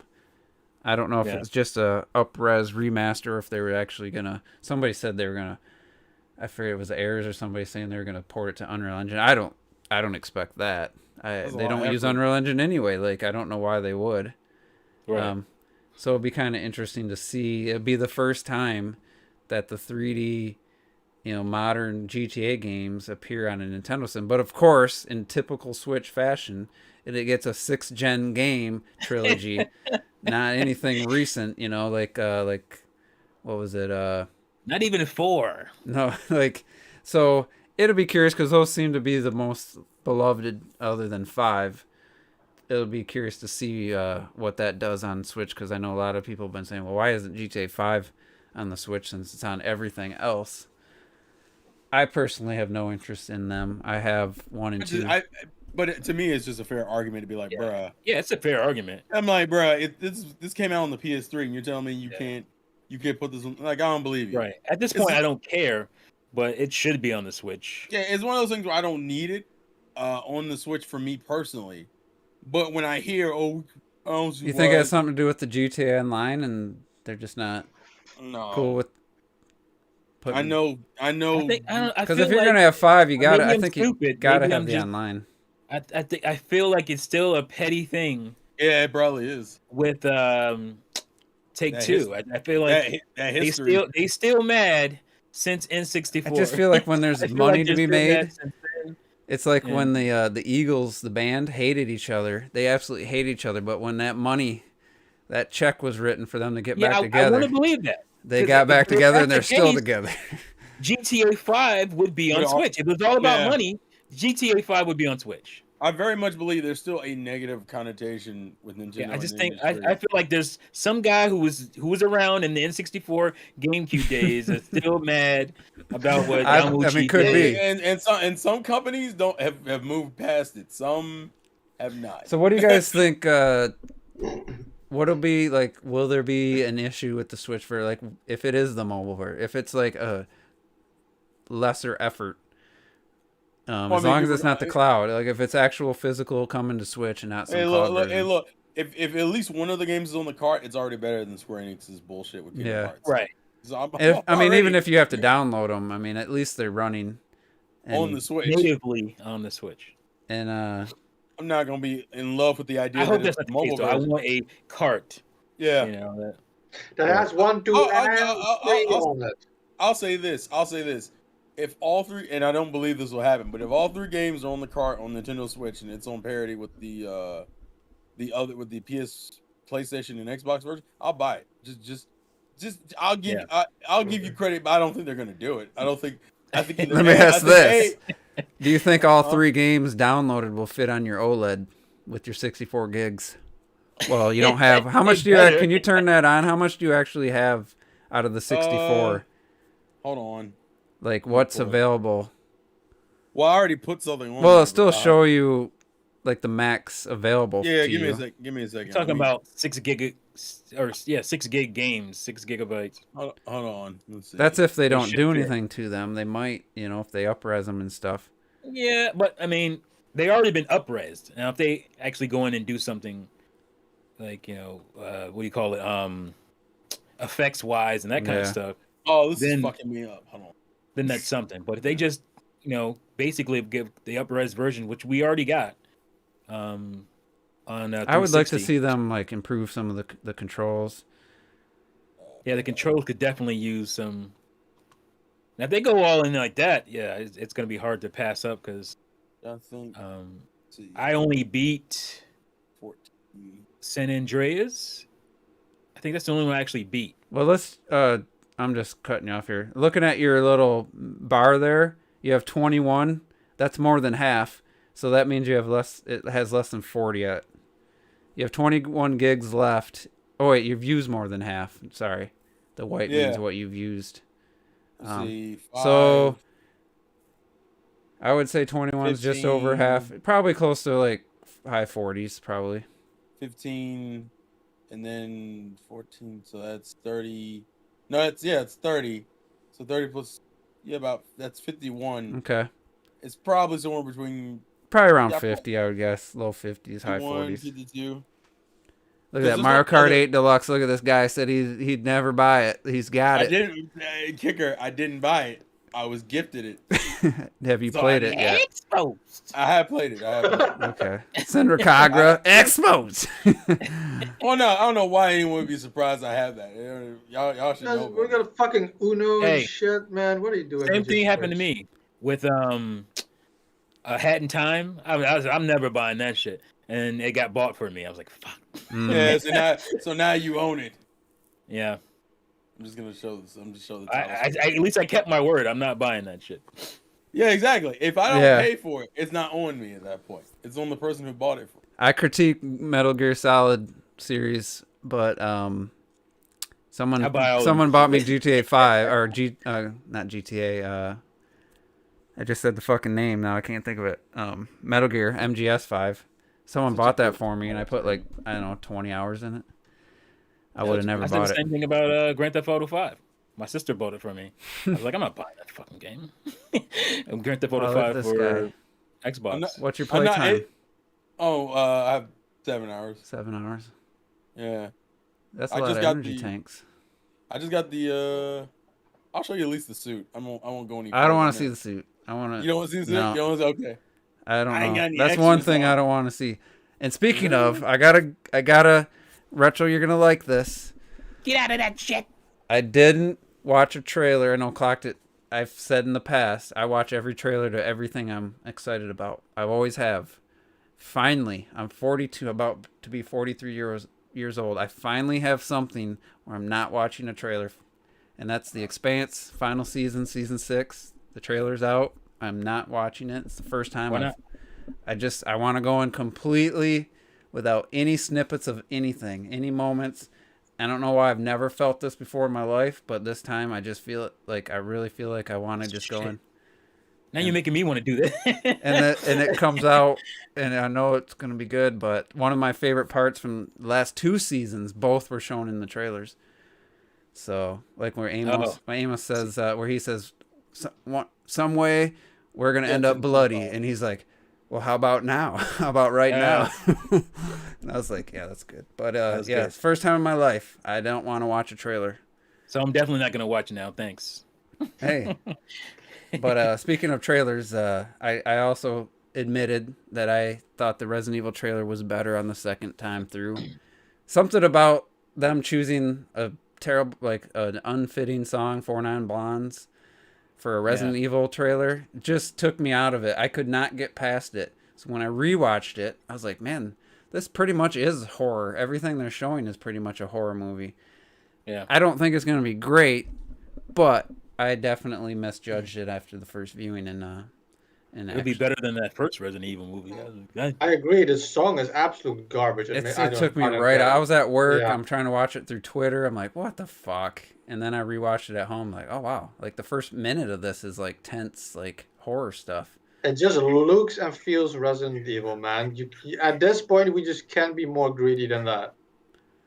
But the Batman trailer, I gotta disagree with you on there. That was stellar. That was one of the best trailers I've seen. Love that trailer. I absolutely I'm so thrilled. That tone, I'm in love with it. I'm in love. Hopefully it's good. But Yeah. I mean, I already don't really like Batman as a character and that kind of shit. But I mean, wait, but I mean, like, you know, but when I this is gonna work all kind of from the same time. But when I grew up, you know, like I love the Burton Batman movies and shit, so that already puts me at a disadvantage for the new stuff. I just like that Burton universe a lot more.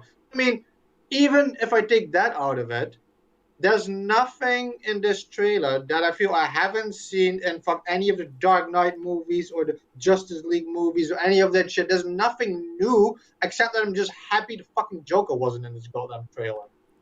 It's just jumping and walking. There was nothing. I saw some pretty new unique, or cool in the trailer. Pretty unique cinematography to a Batman movie. That's what's what I'm excited for. What's all the people against Joker? We only seen him like what? He's great every time, other than Suicide Squad.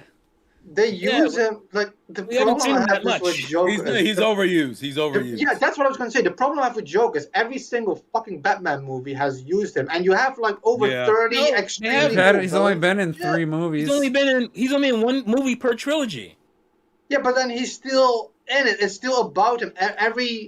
But no, it's not. Were you mad in The Dark Knight? Like, you're making that shit up. I wonder what, like, but at this point, it's like, I wonder what in this franchise Joker's going to be like, you know, and every franchise he's in, he's getting way overhyped and shit. See, this like, is the guy who doesn't want to get the morph ball I want to just put this in Metroid game. So.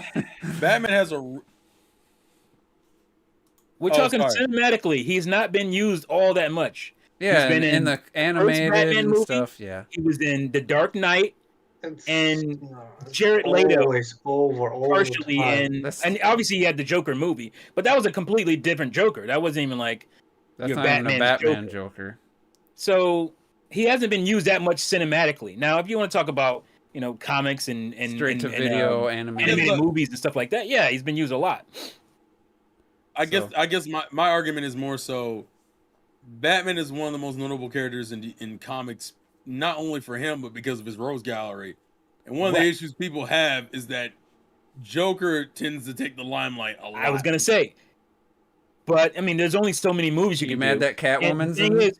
If you said, yeah, Batman has such great villains in his rogues gallery, and we haven't seen him that much, I'll go with you on that. But to say that Joker has been in too many movies, I can't rock with that. But the reason you haven't seen the other people is because, like Terrell put it better, like Joker always ends up taking the limelight. You don't see any of the other But in Batman shit. Begins, it was Joker is in like. Okay, so let's just say. I'll just say one thing about this trailer. I'll just say one thing about this trailer. Then, you know, from what I gathered, I don't think they named him and shit, but the character in this trailer, in my head, he's the Penguin. That's what he looks like. That's what I feel like he's gonna be. That is the second Penguin we've seen in fucking 30 years. There's a reason. Because the only other person who used it was Burton once. And that's what I'm saying. And we've seen Joker 3 times in 30 years. What are you talking about? We've seen Bane. Are you talking about one We've extra seen time? Bane 2 times in 30 years. One less movie than Joker has. Okay, you got Poison Ivy. I do want to see them actually do Poison Ivy properly. The media has been flooded with Joker. I don't need to see Mr. Freeze. I don't care. I don't like him in anything he's ever been in. Where my Mr. Freeze at? I don't like him in anything. I'll phrase it this way. I agree with T. It's not that he's overshown in the movie space. It's the problem is that he's overshown in media, and so I give you that. I'll give you that. So people are burned out on him. But if you're talking about strictly just films, then I would agree with T. He has been shown that much. But the Penguin's hard to do. The Penguin's hard to do in live action. Okay, make that the argument. Don't say he's been in movies too much. Because how do you do that's a fine argument. I can roll with that. Like, do you want to make the Penguin just a shorter guy with a with maybe a longer nose or something, or do you want to do what Burton did and make him kind of a mutant? Like he's a harder one to pull Oh yeah, off. by the way, yeah. No, I don't know. you The can make penguin is him not mutant. like the Burton penguin in the comics. He's never been that. He's always been. I was gonna say just he kind of doesn't need to fucking talk to penguins or some shit, you know. No, He yeah. doesn't talk to penguins. He doesn't. You can He's get just calling that doesn't because he listen- looked like he one. listen- shoot missiles. like physically, he is an anomaly, but it's not to the degree that like Burton. But took we're it. getting Burton- Riddler for only the second time, Yeah, and Yeah. Catwoman's been in every even the original every movie, you know. iteration. But we're getting Eartha Kitt Catwoman, which I think is super cool. Which is like Eartha Kitt from the show with Zoe Kravitz. So I'm excited for that. Yeah, it's one of those things where a trailer can be so good that it can overshadow the actual movie, which has happened before. It's just such a well done trailer that, like, I just hope that the movie can live up to it. Honestly, more than like I did watch that's where I am the. too. I'm like, if you the want movie's to gonna be as good as this shit looks. I hope it is. the irony is that my issue isn't even really Joker in that issue at all. My issue is maybe I think Batman should become oversaturated in general because I can feel that. of the DC heroes, he's the one that's. I want more Superman shit at this point than I want Batman shit. Because we have so much. But everybody We loves have a lot. Batman, so We have so much Batman. I nobody can't can be look mad. at the Superman. My boy Soups, so that's why. See, I want to see. I can't be mad when they're doing another Batman when it looks good. If it looked bad, if it was like Amazing Spider-Man, and I'm like, why are we doing this? This is basically retelling. Man. We're not gonna. Hey, You want to talk about, yeah, they didn't use the Green Goblin, but they used the exact storyline of the Green Goblin and where he talked to a reflection of himself. It was just like such a forced movie because they had to keep the rights. They had to make a movie. And so you could You tell. know what's funny though? You know what's funny because you said the Amazing Spider-Man. I know we're talking about movies a lot, but I just want to say because I love the Amazing Spider-Man, Of course you did. and you guys laugh at that because I like the emo Peter Parker version, you know. But have you seen this Bruce fucking Wayne in this trailer? Come on! And you're telling me I can't like fucking Amazing Spider-Man? No. I'm gonna tell you what's going on with Bruce Wayne. Yeah. You don't just come out and be like, well, I'm gonna be this guy to throw people off from realizing that I'm also this guy. He's just starting out. When you start out like that, he's still all messed up in the head, and that's why I like it. Eventually, I believe he'll be like, yeah, you know what? I gotta play this other persona as well, so people don't realize that I'm the bitch running around with a cape on, beating people up. Mm-hmm. They did that in the Dark Knight. They Alfred kind of told him he needed to act. Right. They didn't really point. I mean, it wasn't obvious, but it was kind of. They didn't really hammer it home. But in the comics, that's what happens. That is part of Jeff Johns' year one, especially. Is it year one? Yeah. Yeah, it's year one. They go through that. They go through that where he's just kind of angry all the time as Bruce Wayne. He's just sulking, just like he looks in these trailers. And then he gets the realization, like, I have to separate these two worlds. I have to play this Bruce Wayne guy, even though I'm really fucking Batman all the time. Mm-hmm. And that's what he gets to. That's actually to me hold more on. exciting. You're gonna get your Bruce Wayne if you really want him that bad. I don't know. It sounds like they had a lot of problems with Robert Pattinson. If that's true, I don't know if that shit is true. I just think it might be just like propaganda trying to build up like they leaking all this shit out. Oh, he doesn't want to work out and blah blah blah blah. And I'm like, I don't know. I don't trust you, WV. I think you're bullshit, trying to get some controversy going. Well, we're gonna wrap this up, but I want to finish on a movie thing too because you guys know I don't talk about it like on the podcast or anything. A lot of people. I do enjoy watching people watch movies for the first time through YouTube, through reactions. I have a pretty good sense when you can tell when somebody's forcing reactions. I like the more natural. You can tell somebody. The best for me are people that get into the movie like they forget the camera's there. You can tell they're just into the story. And some people have the ability to get sucked into a story so quickly and so easily. Like I wish I could be like that. Like I'm more of a skeptic sometimes. Sometimes I get sucked in, other times I'm like, oh, that's stupid. But watching, so basically I've weeded out the people I started following. I was like, nah, I don't like this person. So I'm watching like a handful that have really genuine reactions. And the interesting thing is, yeah, they do all the MCU movies because you got to if you're going to be a movie reaction channel. But eventually, because of the Snyder Cut, Zack Snyder's Justice League, everybody had just decided, well, I better watch these movies before the Justice League because it was popular.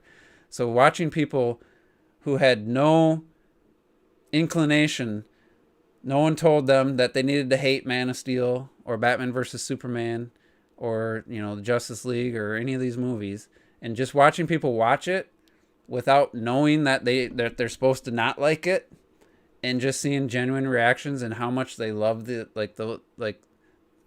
trilogy of Zack Snyder's movies.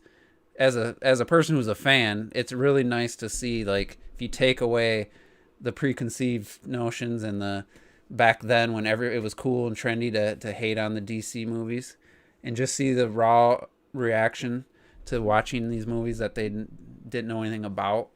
And it's like people are literally in tears like multiple times in all three movies, like just genuinely like the movies and always complimented, man, this is a beautiful movie, this shot is amazing. Like, so it kind of takes it, like I said when the Snyder Cut came out, like it was just cool it was peak MCU, and it was just like the thing to do was to hate on those movies, and to see like the people actually like respect and appreciate the movies for what they do different, because they've seen all 20 something MCU movies at that point and they can actually appreciate it. So I find that very interesting, and that's what makes it interesting to me to watch other people watch a movie that I like, and watch, like, it's Halloween season, so there's people watching Ghostbusters for the first time. There's 20-year-olds watching Ghostbusters for the first time, and to see it's still funny 30 years later, it's still a great movie, you know, to people who, you know, that didn't grow up with it and stuff. So to me, it's just cool to see that kind of stuff. And I know it's not for everybody, but that's what I get out of it. And it's kind of it's almost like a Cliff Notes way to rewatch a movie. Maybe I didn't want to watch the whole movie, but I was like, you know what? I watched this reaction, and now I kind of get a refresher on a movie. So anyway, I just thought that was interesting, and I feel like the DC movies came out 10 years too soon. They would have done a lot better had they all started to come out now. And you can watch the original Home Alone movie, or you can watch that Disney shit. It looks terrible. What? There's a new one? Oh yeah. Oh, what is it called? I didn't even something know Home Alone. You know, I feel like something. As someone, I feel Some little like British kid. I understand how the people in the 80s felt when all their shit was being remade, and they were like, and now they're getting all to my 90s shit. And just kind of like, this is. But the irony is that I think some of the 80 remakes at least were good. These, they need to just stop. Well, here's the thing: is so like bad. They'll remake movies and they'll do absolutely nothing. Either like they'll be in the theaters for like a week or two, like they remade Overboard. T probably knows the movie with Kurt Russell and Goldie Hawn. It's a great movie from the 80s. Maybe early 90s. I don't know the exact year. Great little fun romantic comedy, like with a twist. They remade that movie, or I heard that it was getting remade. And like last year, I was like, whatever happened to that? Did it come out? I have no idea. I'm actually going to look up now. I meant to look it up. And they remade Point Break for no reason. Nobody watched it. Point Break. What are the good 80s movies that got good remakes, Terrell? Because I can't think of one. Only one I can think of is like Man on Fire, when nobody even knew that movie existed before Denzel Washington's version. So yeah, there's some other movies. than that, I can't think of a good. Yeah, Overboard remake came out in 2018. Anna Faris was in it. Oh my god! It came out in 2018. 2018.